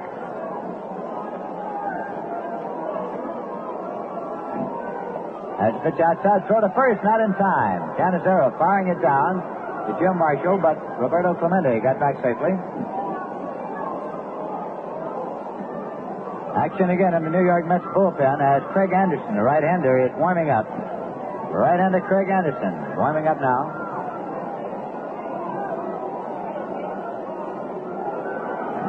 Swing and a foul ball off the bat of Dick Stewart.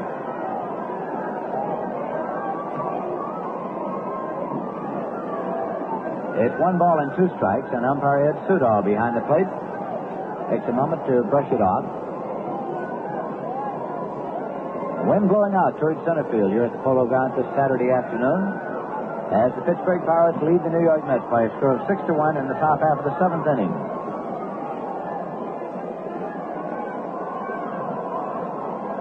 Here's a 1-2 pitch to Dick Stewart. High and away, it's ball 2. It's 2-2 now.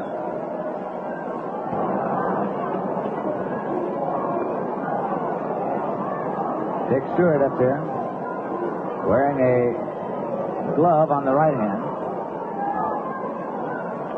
Fouls it off and out of play.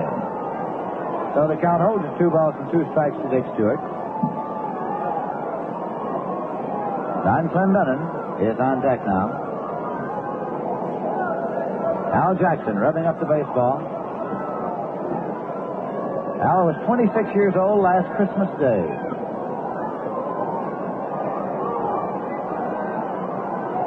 Here's the pitch. Swing and a miss. He struck him out. Throw to first. He's back safely.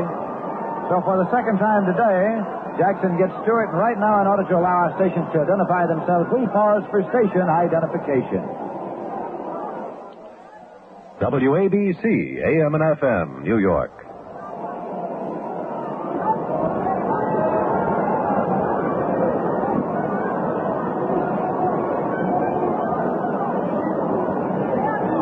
This is Lindsey Nelson, Bob Murphy, and Ralph Kiner at the Polo Grounds, where there is 1 man out now. It's up for the Pittsburgh Pirates. Roberto Clemente is the base runner at first, takes his lead there. Jim Marshall, the first baseman, holding defensively against the runner. Al Jackson delivers outside for ball 1. 0-1 the count. Don Clendenon, who during the off-season is a school teacher in Atlanta, Georgia.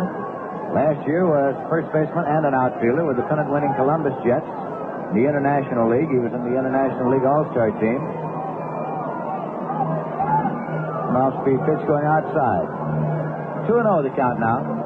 As Clendenon looks down to Frank Osiak, the coach at third, gets a sign. The Pirates managed by Danny Murtaugh, who now is in point of service, second senior manager in the National League. Only Walter Austin of Los Angeles has managed his club in the National League longer than Danny Murtaugh. Swing and a miss.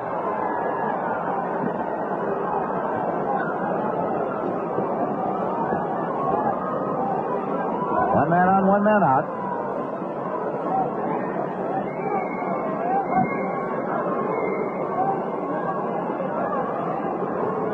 Roberto Clemente takes his lead at first. Jackson stretches and delivers. It's in there for a called strike. It's 2-2 now to Clendenon. Clendenon in that Pittsburgh lineup today in place of Bob Skinner in left field. Of course, he's a right-hand batter, and Danny Murtaugh wanted to get him in there against the left-hander Al Jackson, although he expects a great future for Clendenon. 2-2 pitch. Swing and a miss. Strike him out. So Al Jackson has struck out Stewart and Clendenon consecutively. That is strikeout number 5. And we'll bring up Don Hope. Hope walked, hit into a double play, and grounded out first base to the pitcher covering.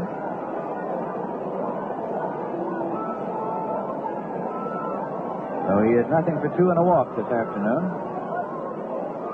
Clemente leads at first. Jackson delivers. Pitch goes high for ball 1. Tomorrow afternoon, a doubleheader here at the Polo Grounds, getting underway at 2 p.m. The Pittsburgh Pirates and the New York Mets in the first big Sunday doubleheader of the 1962 baseball season.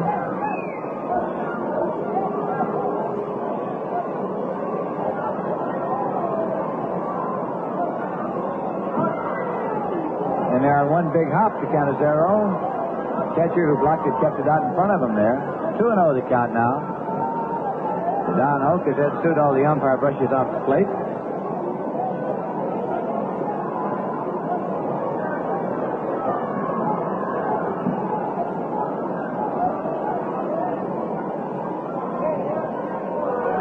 There's a ground ball going to second base. Charlie Neal left with it. Placed to Mancia for the force there. That retires the side.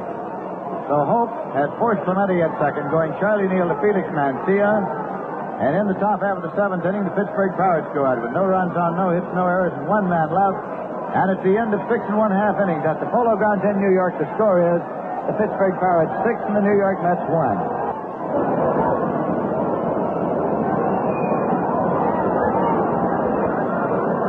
We'll be going now to the bottom half of the 7th inning, and the New York Mets will be sending up John DeMeritt, center fielder. Baseball fans, as you know, are great souvenir collectors, and the brand new yearbook of the brand new Mets is on sale in the ballpark, and also may be obtained by mail for 50 cents. Write Mets Yearbook, Polo Grounds, New York, 39, New York. Now playing left field is Howie Goss. Howie Goss is playing left field for the Pittsburgh Pirates. Another of the young outfielders that the Pittsburgh Pirates have on hand. Howie Goss, G-O-S-S. Here's the pitch to DeMeritt at the plate, and it goes high for ball 1.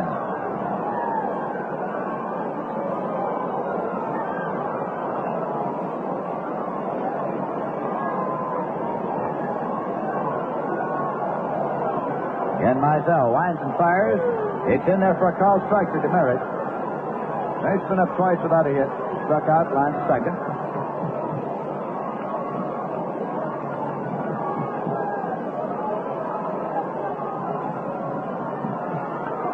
Here's a fly ball going to center field. Bill Burden ranges over.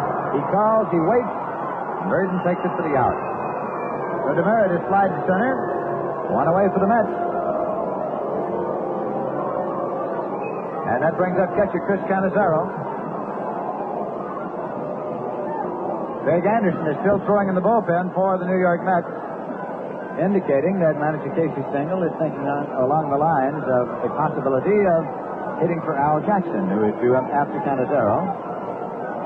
Especially if Canizero can get something started here in the bottom half of the 7th inning.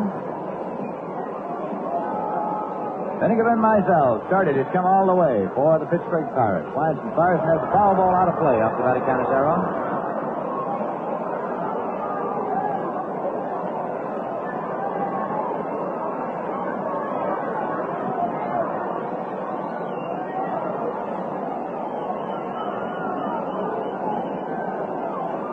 Strike 1 count with 1 man out and nobody on base. Mizell looking in to get the sign from Don Leffert. His pitch. Foul ball out of play. Let up on that one. And Canizero fouled it out to the right side. It's 2-strike count to him, and Jim Hickman has now come into the on-deck circle, swinging the bat. Jim Hickman has come into the on-deck circle as the man who will hit for Al Jackson. 2-strike count to Chris Canizero. Goes high for ball. 1 ball and 2 strikes. Count now.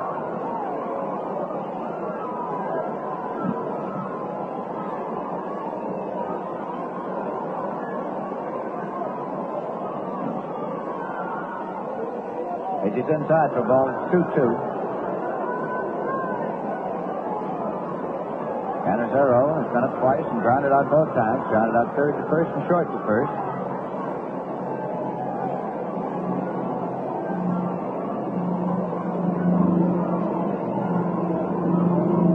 Mizell dips into the windup, and here's the pitch. Ground ball going to third. Hope charges the ball, fires on across to Stewart in time, and he's out at first base. So Canizero has grounded out for the third time today, going this time third to first.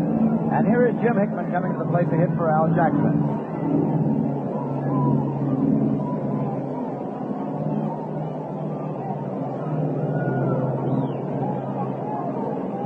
Jim Hickman batting for Al Jackson.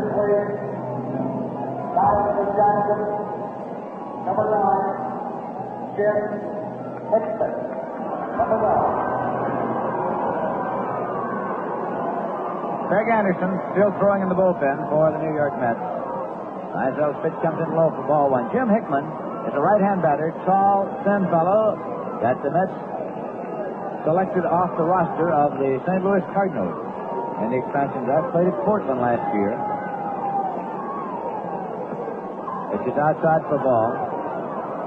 In Florida during spring training, he showed the Met management that he can field the position very well, has a gliding stride, speed that's good enough, has a good arm from the outfield. Now the question to determine is whether or not he can hit Major League pitching. 2 balls and no strikes to count. Mizell deal. It's in there for a called strike. 2-1.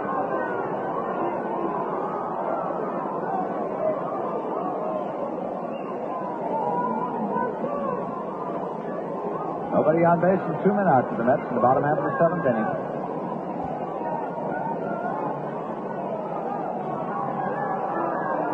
There's a ground ball foul down past Solly Hemus, coaching at third for the Mets. The ball is being run down by Bill Jakowski, the umpire at third base. The count is 2-2 now to Jim Hickman.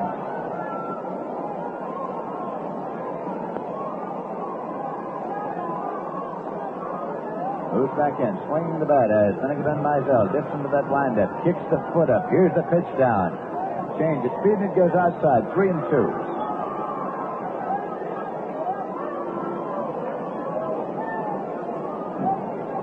3 balls and 2 strikes, says umpire Ed Sudol.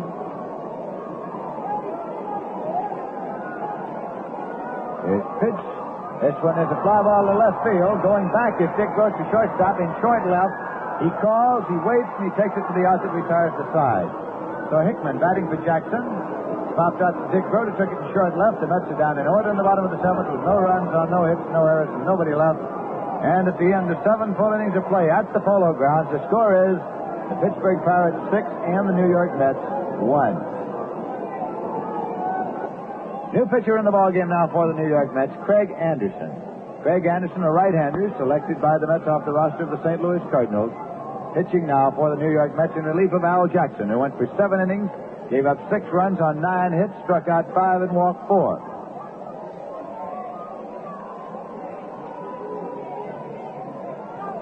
Craig Anderson is facing Don Leppert, catcher for the Pittsburgh Pirates.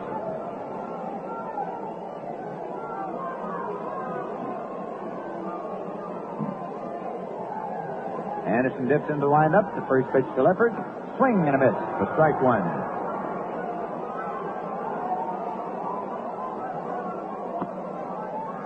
Don Leppert's been up 3 times today. Flied to center, grounded out third to first, and fouled out to first base. Nothing for 3 officially.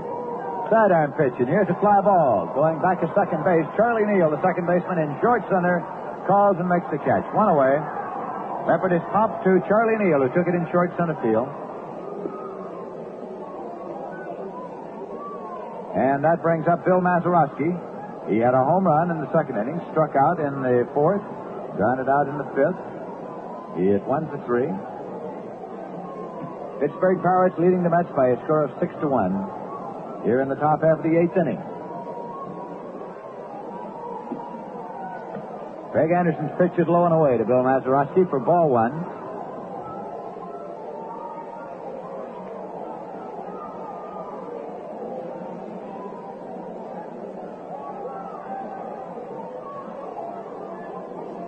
Anderson pitched winter ball and came to Miller Huggins Field in St. Petersburg at the start of the training season in excellent condition as a sidearm pitch and as a drive going foul into the upper deck, just missing the pole up there. As Bill Mazeroski got a hold of that one well out in front and pulled it a little too far into the upper deck, but a foul ball. So the count to him is 1-1.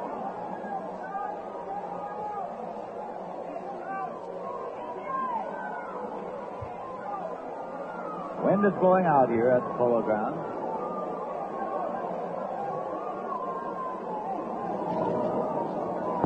Craig Anderson looking in now to Chris Canizero to get the sign. As it dips into the windup.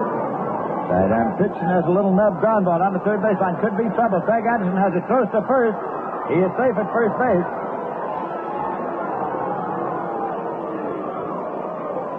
Scored as a base hit. Scored as a base hit. Bill Mazeroski. With a little nubber down the third base line, Craig Anderson made a fine play on the ball and got it over to first. Jim Marshall came off the bag in taking the throw. And Mazeroski gets the base hit, and that brings up the pitcher, Wilmer Mizell. Well, Mizell came up here in the top half of the fourth inning with 2 men out, nobody on, and Jackson had a 2-strike count on him. But then he drew a walk. And after that, the Pirates got 4 big runs. Right now, there's 1 man out. Here's the pitch. He shortens up to bunt. Bounces out of the big glove of Canizero. Took it as a called strike. It shortened up to bluff the bunt.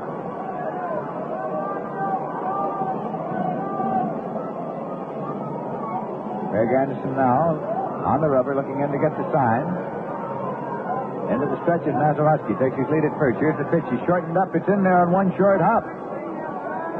Goes as a ball low. Mizell had shortened up to bunt the ball. Pirates have a 6-1 lead and with 1 man out. Twice have had the pitcher squared around. The sacrifice. Don Zimmer in on the edge of the grass at third base defensively for the New York Mets. Here's the pitch. Puts it out in front of the plate. Canizero has it. Going to second, the snap throw. And he's out at second base. Canizero can snap the throw, and he did, and just got Mazeroski. It was taken by Mancia as Neal, the second baseman, had gone to first to cover with Marshall charging on the play. So Mizell is charged with a time at bat as his attempt to sacrifice is unsuccessful. Mazeroski's going out 2-6 if you're scoring.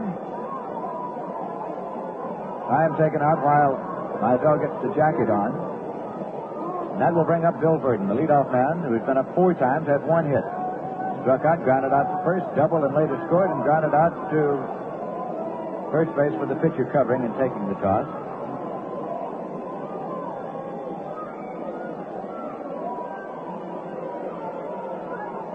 Craig Anderson into the stretch now as Mizell leads it first. The pitch is low and away to Bill Verdon.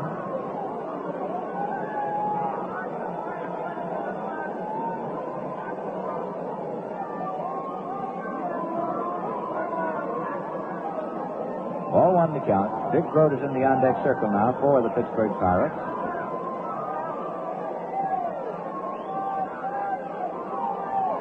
Foul ball off the end of the bat of Verdon, going out of play. So the count to him is 1 ball and 1 strike.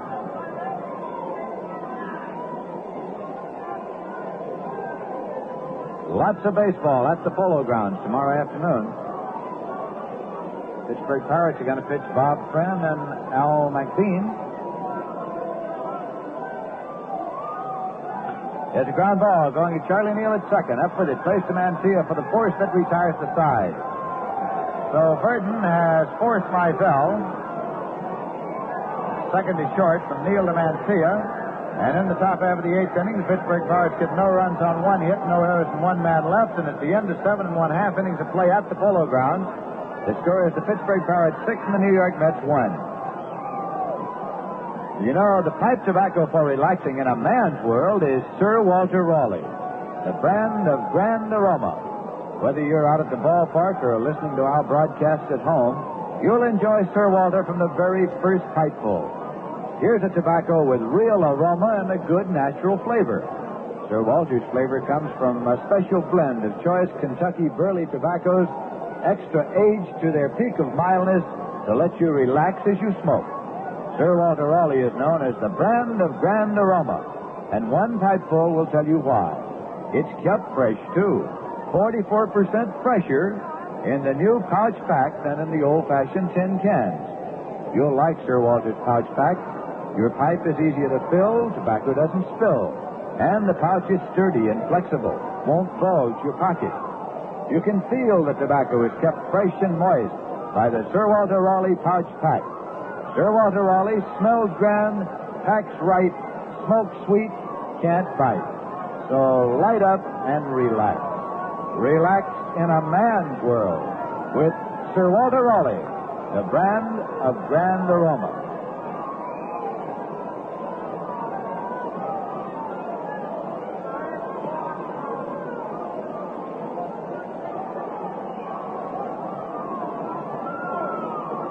We're going now to the bottom half of the eighth inning, and the New York Mets will send up the top of their batting order: Felix Mantilla, Don Zimmer, and Charlie Neal.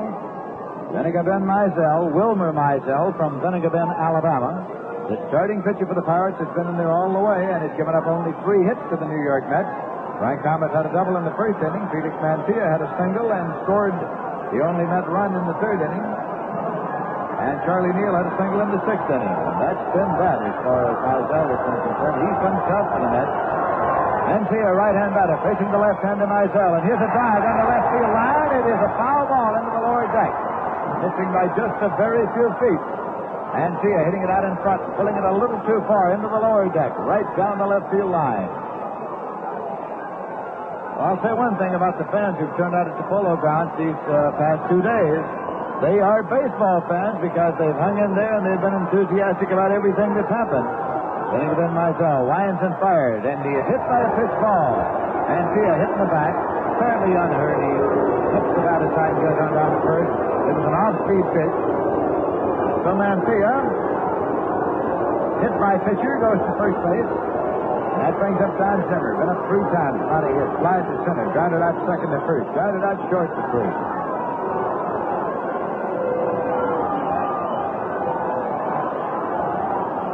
It's been overcast a good part of the afternoon, but the sun is shining brightly here now at the Polo Grounds. Mizell catches. Here's the pitch. It's in there for a called strike. Taken by Don Zimmer. Little stopper who came up to the Brooklyn Dodgers initially.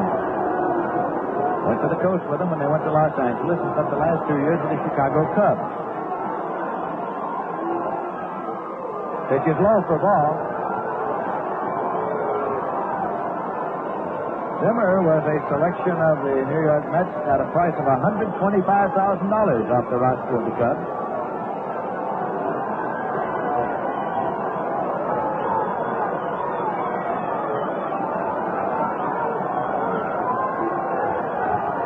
That pitch is in there for a called strike. 1-2 now to Don Zimmer.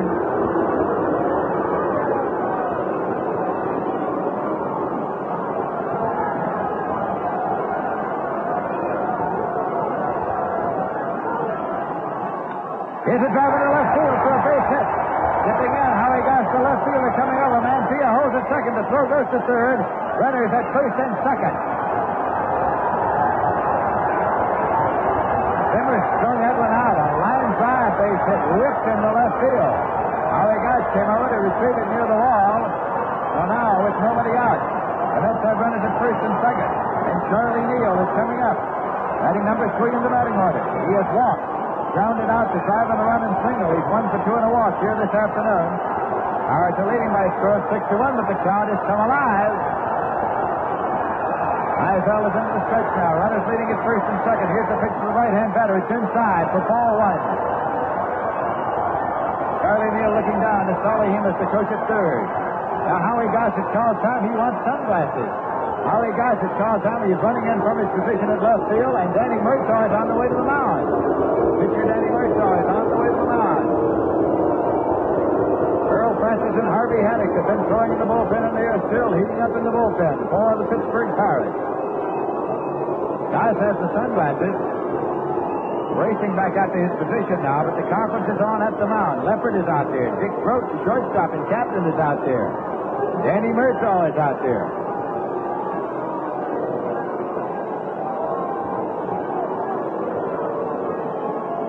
Murtaugh is talking things over with Mizell, who has given up only 4 hits to the Mets so far. Only 1 extra base hit. That was the double by Thomas in the first inning. He's been tough with him. He struck out 4 and walked only 2. Control's been fine.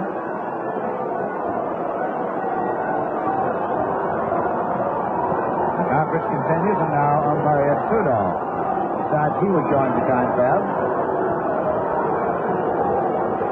And they're going to bring someone in from the bullpen. Roy Face heating up out there, too. Roy Face heating up in the bullpen, the little man. And it's going to be Roy Face coming in from the bullpen. That's the little fireman that the Pirates get a lot of mileage from, and he is walking in now from the bullpen, located here, the visitors' bullpen, down in left center field. So Mizell leads with nobody out, bottom half of the 8th inning. So he has pitched 7 innings, in which he has given up 1 run. On 4 hits, he has struck out 4 and walked 2. That is the book. Pitched 7 innings, in which he has given up 1 run. On 4 hits, he has struck out 4 and walked 2. That is the book. On Wilmer David Mizell. And fork baller Roy Face, taking his time walking in.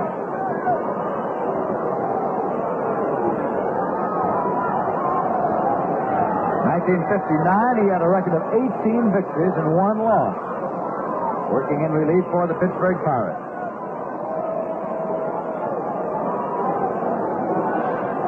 Of course, he's coming in here now to try to save this one for Wilmer Mizell.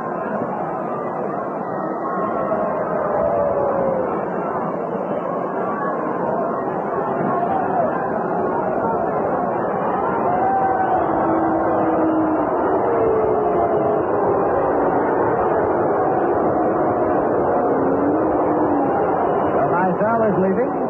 Danny Murtaugh leaves the mound. Roy Face is out there checking with his catcher Don Leverett.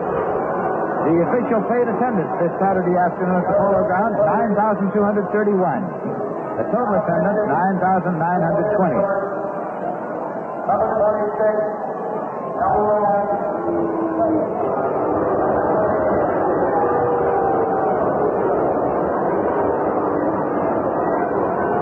Face, now the pitcher. His name is Elroy, but he, a couple of years back, let it be known that he would much prefer to be called Roy.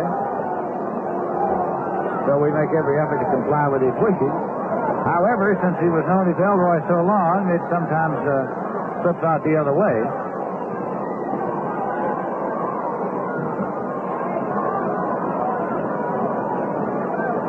Elroy Leon Face, the name. Born in Steventown, New York. 32 years old. And now the ovation for Charlie Neal advancing to the plate. Charlie Neal coming up to face Roy Face. Felix Mancia, the base runner at second, and Don Zimmer, the base runner at first. We're in the bottom half of the 8th inning with nobody out. The Pirates leading the Mets by a score of 6-1. The Mets trying to get something started here in the bottom half of the 8th. Face now, pitching from a stretch position. Checks the runners and fires. It's in there for call strike 1. Charlie Neal looking it over right down the pipe.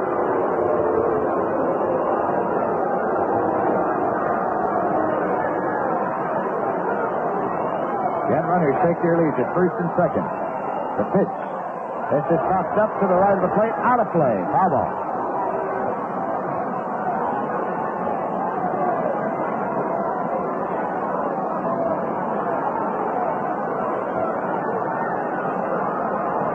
Right-hand batter Charlie Neal. 1 for 2 and a walk this afternoon at the plate. Batting number 3 in the batting order for the New York Mets. Came to the Mets from the Los Angeles Dodgers. Came to the major leagues with the Brooklyn Dodgers. There's a drive, stuck to face. He spears it, throws to second. And that is a double play. A double play, a smash right back to face. Speared it and tried to grow it second to double Mancia off, so there are 2 men out now. Zimmer holding it first, and Frank Thomas coming up. Neal hit it right on the button directly back at face, and he speared it with the glove. Didn't know he had it for a moment, then discovered it in the webbing and fired right back to Dick Grote, who was covering as well as Mazeroski back at the bag, and there was no chance for Mantilla to get back. He's doubled off, double play.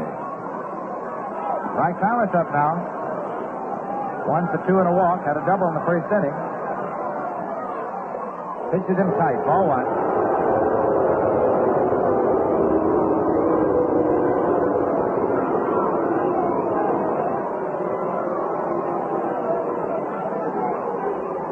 One ball and no strike to count to Frank Thomas. John Clemens, the base runner at first, and 2 men out for the Mets in the bottom half of the 8th inning. Here's a drive, and it's going into left center field. Bill Burden is coming on now. Underneath, waiting, and Burden makes the catch for the out that retires the side as Thomas flies to center. In the bottom half of the 8th inning, the Mets go out with no runs on 1 hit. There were no errors and 1 man left. And at the end of 8 full innings of play, the score is Pittsburgh Pirates 6, the New York Mets 1. And right now, in order to allow our stations to identify themselves, we pause for station identification. This is WGY 810 on your radio dial, the General Electric station, Schenectady. This is Lindsey Nelson with Bob Murphy and Ralph Kiner at the Polo Grounds in New York, where we're going now to the top half of the 9th inning. Craig Anderson, the pitcher, working in relief of Al Jackson. Jackson went for 7 innings, in which he gave up 6 runs on 9 hits, struck out 5 and walked 4. In tomorrow's doubleheader, the Pittsburgh Pirates have indicated they'll pitch Bob Fenn and Al McBean, and the New York Mets have indicated they'll pitch Roger Craig and Bob Miller.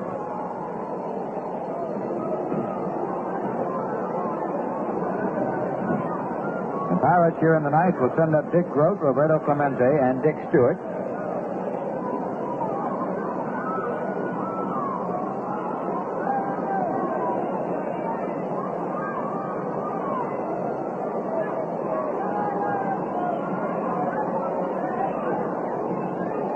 Brand new Houston Colt 45s will be in for afternoon games on Monday and Tuesday, and then the St. Louis Cardinals, led by Stan Musial, will be in here for games Wednesday and Thursday afternoon. Here's the first pitch to Dick Grote. It goes low for ball 1.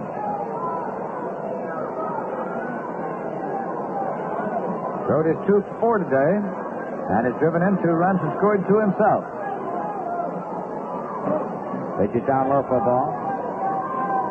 Dick Grote back in the Polo Grounds, where he broke in Major League Baseball with the Pittsburgh Pirates. Came right off the campus of Duke University and played his first game here in New York.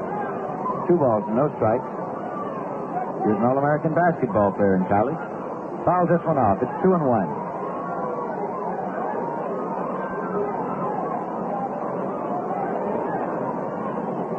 Craig Anderson wants another baseball and gets it from umpire Sudol. He gives it to Chris Canizero, rubbing it up a little bit for him now. 2 balls and 1 strike.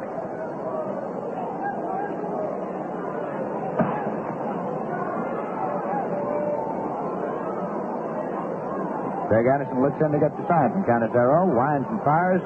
That's when it popped up behind the plate. Canizero can't get to it, gives it a run and then stops. It's out of play.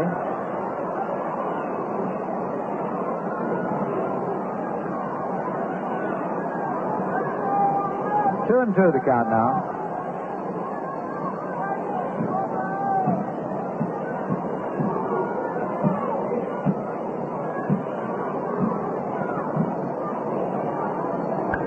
Here's a fly ball to center field. John DeMeritt ranging back. He's underneath now waiting, and DeMeritt hauls it down to the out. But Dick Grote has flied to center, and that brings up right-hand batter Roberto Clemente. Clemente's had a big day. He's 3 for 3 in a walk. He doubled, he singled, he doubled and scored and then walked. Last year, the leading batter in the National League, Roberto Clemente.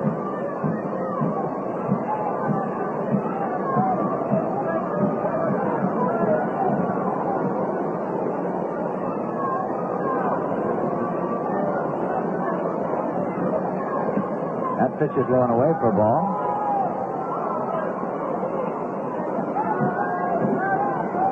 Clemente stays loose in that batter's box.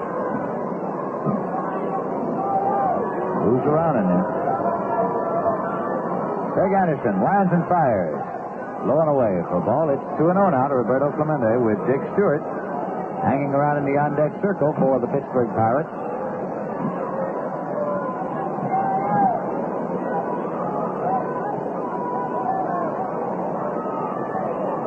Ken McKenzie and Bob Moorhead throwing in the bullpen for the New York Mets. Swing and a miss. It's 2-1 now.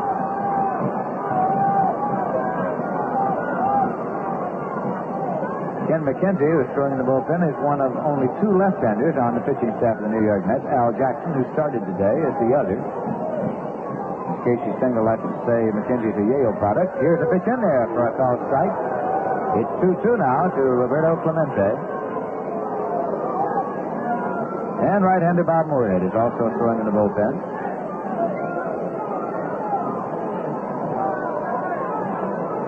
One man out, nobody on base for the Pirates batting in the top half of the ninth inning. Craig Anderson delivers outside for a ball, so the count is full to Clemente. 3 balls, 2 strikes.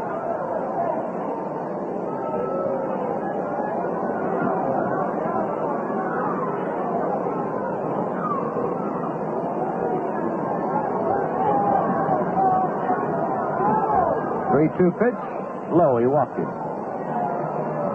Clemente has walked for the second time today. That is the first walk given up by Craig Anderson.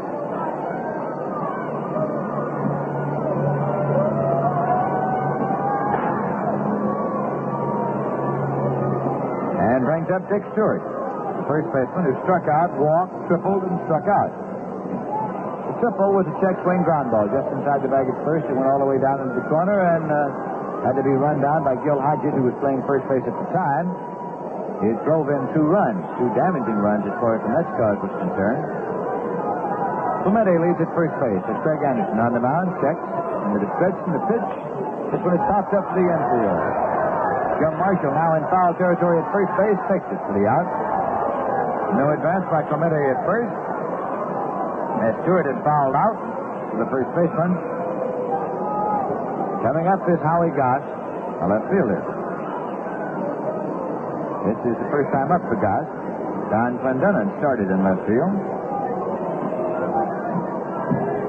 He was 1-4 and drove in a run this afternoon. Clendenon was. Goss is right-hand batter.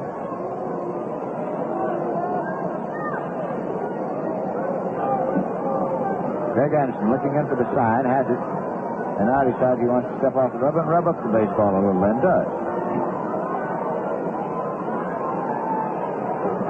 We're in the top half of the ninth inning with the Pirates batting 2 men out. That pitch misses, low and away.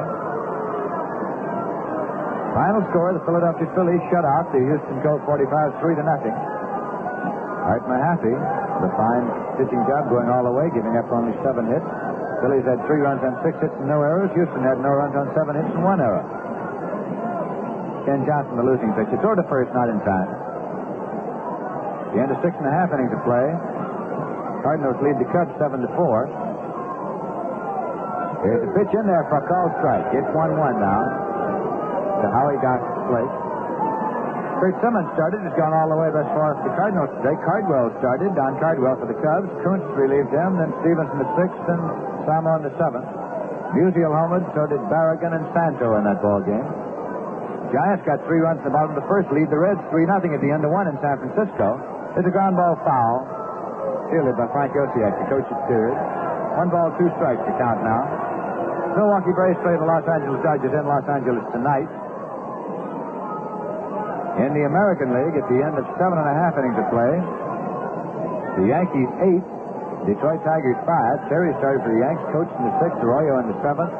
Reagan started for Detroit. DeSale in the 5th and Klein in the 7th.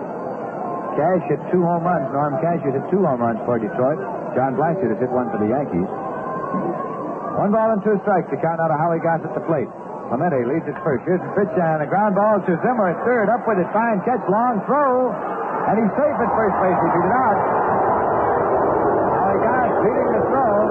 Zimmer made a fine stop. The ball right down the line. Had to straighten up the throw, the long throw, and he beat it out for a base hit. Clemente holding it second. That's the second hit off Craig Anderson of the infield variety. gives the Pittsburgh Pirates a total of 11 hits in the ballgame off the combined efforts of Jackson and Anderson, and brings up third baseman Don Hope. Pirates lead the Mets by a score of 6-1 in the top half of the ninth inning. Craig Anderson now into the stretch. Runners leading at first and second. The pitch to Hope, and it's inside for a ball. Baltimore Orioles shut out the Boston Red Sox this afternoon 3-0. For Baltimore, 3 runs on 4 hits and no errors. For the Red Sox, no runs, only 2 hits and no errors. Chuck Estrada was the winning pitcher. Gene Conley was the loser. Estrada got help from Hall in the 8th, and Conley was relieved by Raditz in the 8th. Brooks Robinson and Gus Trianda's homering for the Orioles. Pitch is inside for a ball. It's 2-0. And the Cleveland Indians defeated the Washington Senators 6-4. For Cleveland, 6 runs, 13 hits, and no errors. For Washington, 4 runs, 12 hits, and 1 error.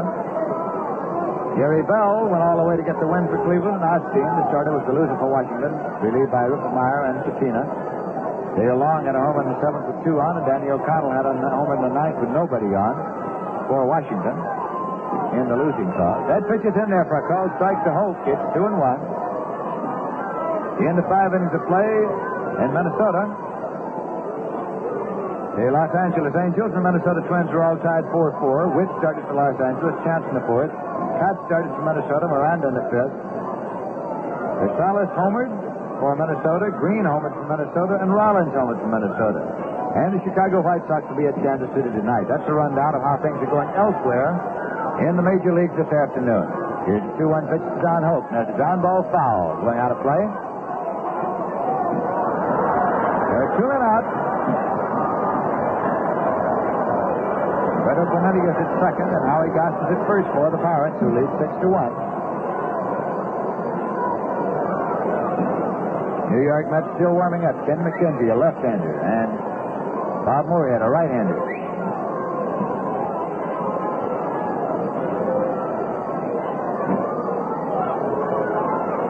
Craig Anderson checks the runners. Here's the pitch. Inside. So the count is full, 3-2. And the carousel will be turning. 3-2, 2 outs. Runners on first and second will be off with the pitch.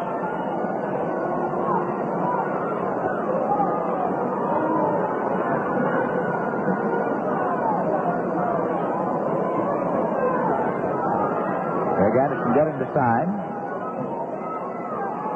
Runners taking their leads at first and second. They're in motion. Here's the pitch outside. He walked him. Second walk given up this inning by Craig Anderson. Loads up the bases with 2 men out and brings up catcher Don Leppard. Leppard's been up 4 times without a hit. Fly to center. Grounded out third to first. Fouled out to first and up to second.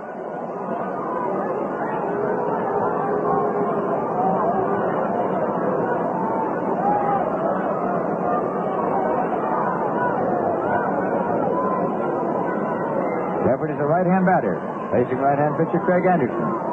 Clemente's the base runner at third. Howie Goss the base runner at second. Don Hope the base runner at first.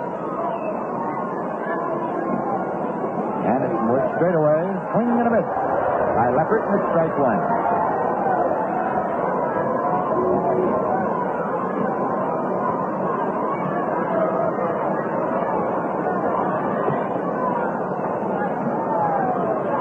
Craig Anderson has the sign again. Works straight away. Sidearms him. High for a ball. It's 1-1.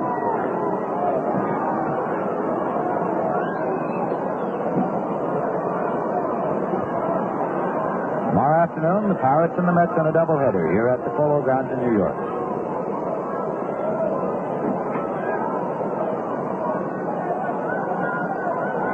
The pitch is outside for a ball. 2-1.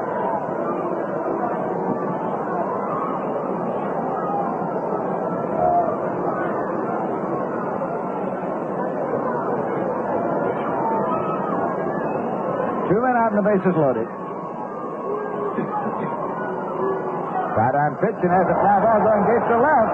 Now it's going back in the warning track near the wall. He hauls it down to the out and retires it side. So the Pirates go out in the top half of the ninth with no runs. On 1 hit, no errors, and 3 left. And at the end of 8 1/2 innings of play at the Polo Grounds, the score is the Pittsburgh Pirates 6 The New York Mets won. Well, what is the one thing most people associate with baseball? Well, I'll bet that if you ask, the answer you'd hear most often is an ice-cold glass of beer. And if those people happen to be New Yorkers, well, then that beer has just got to be Rheingold, New York's favorite. And what accounts for this popularity? Two words tell you. Extra dry. You see, dry beers are lighter, more naturally refreshing. They let more flavor through to you. Rheingold is the extra dry beer. Extra dry to be extra refreshing. After all, isn't that what you want in a beer? Sure it is, so why wait? Order up or pour yourself a glass of refreshing Rheingold and enjoy it along with the game. You'll join the millions of people everywhere who say, my beer is Rheingold, the dry beer. It's beer as beer should taste.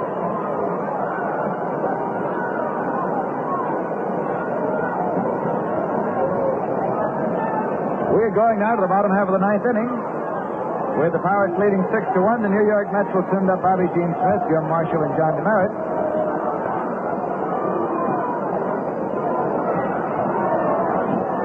Bobby Gene Smith, right-hand batter, stepping in. Nothing for two and a walk today.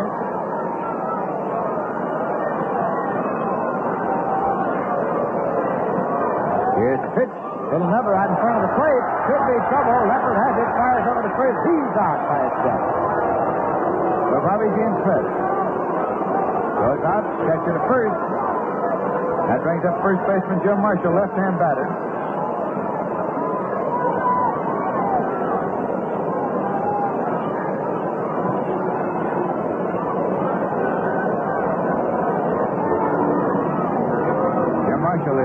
Second time today. Gil Hodges started the ball game, was up twice without a hit. Lead by Marshall, has been up one time and struck out. Roy Face lands and fires outside the ball. Face working in relief of Vinegar Ben Mizell and trying to save the ball game for him. Mizell worked 7 innings and gave up only 1 run on 4 hits. Pitch goes high. It's ball 2 to Jim Marshall.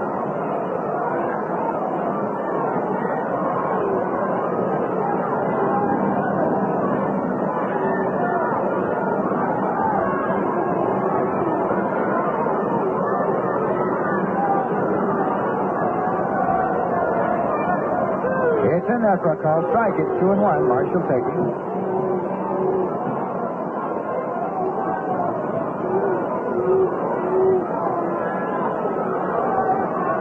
Roy Face now into the windup, and the pitch sails high for ball 3. 3-1 now. The relief specialist of the Pittsburgh Pirates working here this afternoon for the second consecutive day.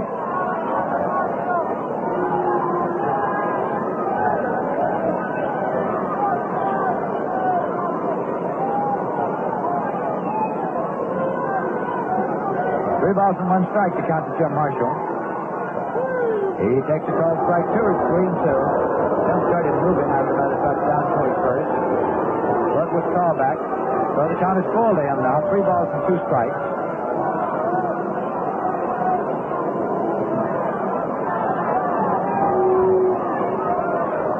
There's a foul ball backing out of play. So the count holds at 3-2 to Marshall. Roy Face goes to the rosin bag. And Ed Boucher has moved out to the on-deck circle. Ed Boucher is moved out as a hitter for John DeMeritt. Boucher is a left-hand batter. DeMeritt's right-handed. We have a right-hand pitcher out here, Roy Face. Here's 3-2 pitch to Marshall. This is one going deep to right field. Chase back by Clendenon. It's in there for a home run. A home run for Jim Marshall. Teed off on a 3-2 pitch, drove it into the lower deck.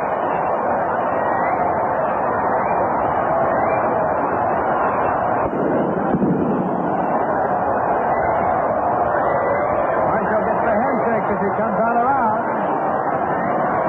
It's the home run that makes it a 6-2 ball game, and the fans here get a kick out of that one. Into the lower deck, well down the line, out towards the bullpen area. And here is Ed Boucher now, stepping up as the batter for John DeMeritt.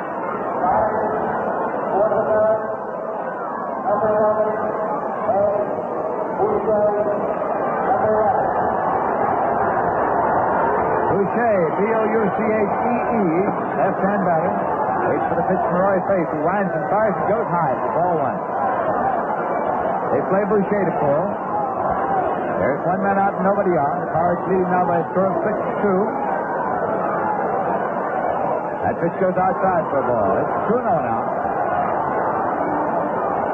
Now Gus Bell has moved into the on-deck circle to hit for catcher Chris Canizaro. Gus Bell, left-hand batter. The on-deck circle now here in the bottom half of the ninth inning at the Polo Ground. Roy Faith is taking a moment to massage the baseball.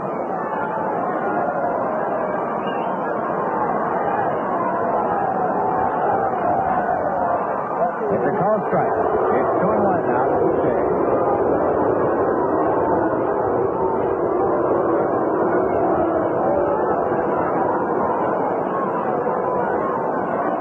Roy Faith slips in to catch you down left. He gets the sign. Has it, dips into the windup. Here's the 2-1 pitch to Boucher. Swing and a foul ball back onto the screen and out of play. 2 balls and 2 strikes now.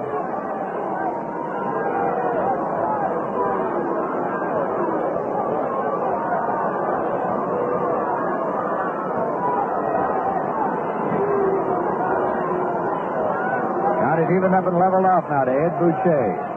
Face again is set to work. Pitch is in there for a call, strike 3. That one tipped in. That is the first strikeout credited to Roy Faith. 2 men out now, and here's Gus Bell coming up to bat for Chris Canizaro. Bell's a left-hand batter. 2 men out, nobody on for the Mets as the Pirates lead them by a score of 6-2. Roy Faith trying to save this victory for Vinegar Ben Maisel.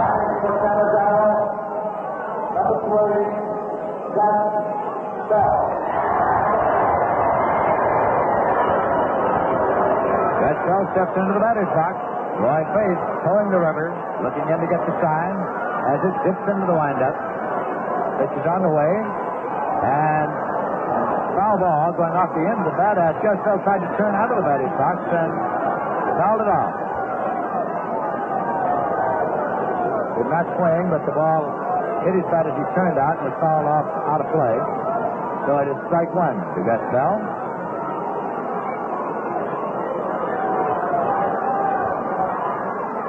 Foul ball as he went to the curveball and pulled it off out of play. 2 strike count now to Gus Bell. Fork baller Roy Faith working in relief here. There's that ball between those 2 front fingers. Strange break on it sometimes.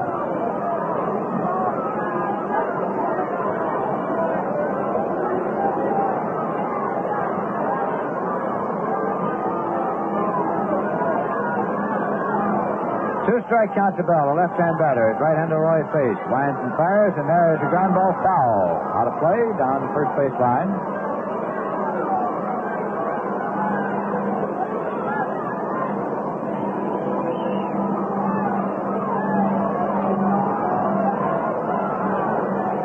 Two men out, nobody on base. Base is set to work. There's a ground ball to first base. Stewart blocks it, picks it up. Makes the play unassisted to retire the side, and the ball game's over. Gus Bell grounding out to Dick Stewart unassisted at first base, and in the bottom half of the ninth inning, the New York Mets got 1 run on 1 hit, the home run by Jim Marshall. No errors and nobody left. And so the Pittsburgh Pirates win the ball game in the Polo Grounds in New York. We'll have the final summary and the totals in just a moment. Right now, the final score of the ball game is Pittsburgh Pirates 6 and the New York Mets 2. You know, you've heard us say it's beer as beer should taste. Well, think of that for a minute. Isn't that what you want in a beer? Don't you want a beer that's refreshingly dry to the taste with a flavor that's brisk and bright and clean, clear through? Well, that is Rheingold. Rheingold is brewed to be just that. Brewed of the choicest ingredients, brewed the long, slow, costlier way. Rheingold is everything you look for in beer. And dry tells you why. Yes, extra dry means Rheingold's a better beer. It's a wonderful beer. And extra dry means Rheingold beer is more refreshing. And the more refreshing a beer is, the more you are going to enjoy it. So enjoy fine, cold Rheingold beer along with the game. Join the millions who have made Rheingold New York's largest selling beer. Well, here at the Polo Grounds, the Pittsburgh Pirates have defeated the New York Mets by a score of 6-2. And here are the final totals. For Pittsburgh, 6 runs on 11 hits and no errors. For the New York Mets, 1 run on 5 hits and no errors. The winning pitcher, Vinegar Ben Mizell, and the losing pitcher, Al Jackson. Pittsburgh got out in front in the ball game early as they scored 1 run in the top half of the first inning. When Dick Groach singled, Roberto Clemente doubled, and after Stewart struck out, Don Clendenon singled, drive in the run. They got another one in the second inning when Bill Mazeroski hit a home run into left field, the only Pittsburgh homer of the day. And then the Mets came on to score 1 in the bottom half of the third inning when Mantilla singled, went to second on a pass ball, moved to third on an infield out, and scored on Charlie Neal's infield out. That made it a 2-1 ball game at that point. But then with 2 men out and 2 strikes on Mizell in the top half of the fourth, Jackson walked the opposing pitcher. Then Bill Verdon doubled, Dick Groach singled, Roberto Clemente doubled, Dick Stewart tripled, and the Pittsburgh Pirates had 4 runs on 4 hits to go out in front by a score of 6-1. And then in the bottom half of the ninth, as you know, Jim Marshall homered to make it a 6-2 ball game, and that's the way it was. So the Pirates win it for the second consecutive day, and that wraps up another New York Mets game. Sure hope you enjoyed it. Rheingold certainly enjoyed bringing it your way. Looking at our schedule, we see that the Mets face the Pittsburgh Pirates tomorrow afternoon in a doubleheader here at the Polo Grounds starting at 2 p.m., and we'll all be on hand to bring you the action. This broadcast came to you through the courtesy of Liebman Breweries, brewers since 1837, and the Brown & Williamson Tobacco Corporation.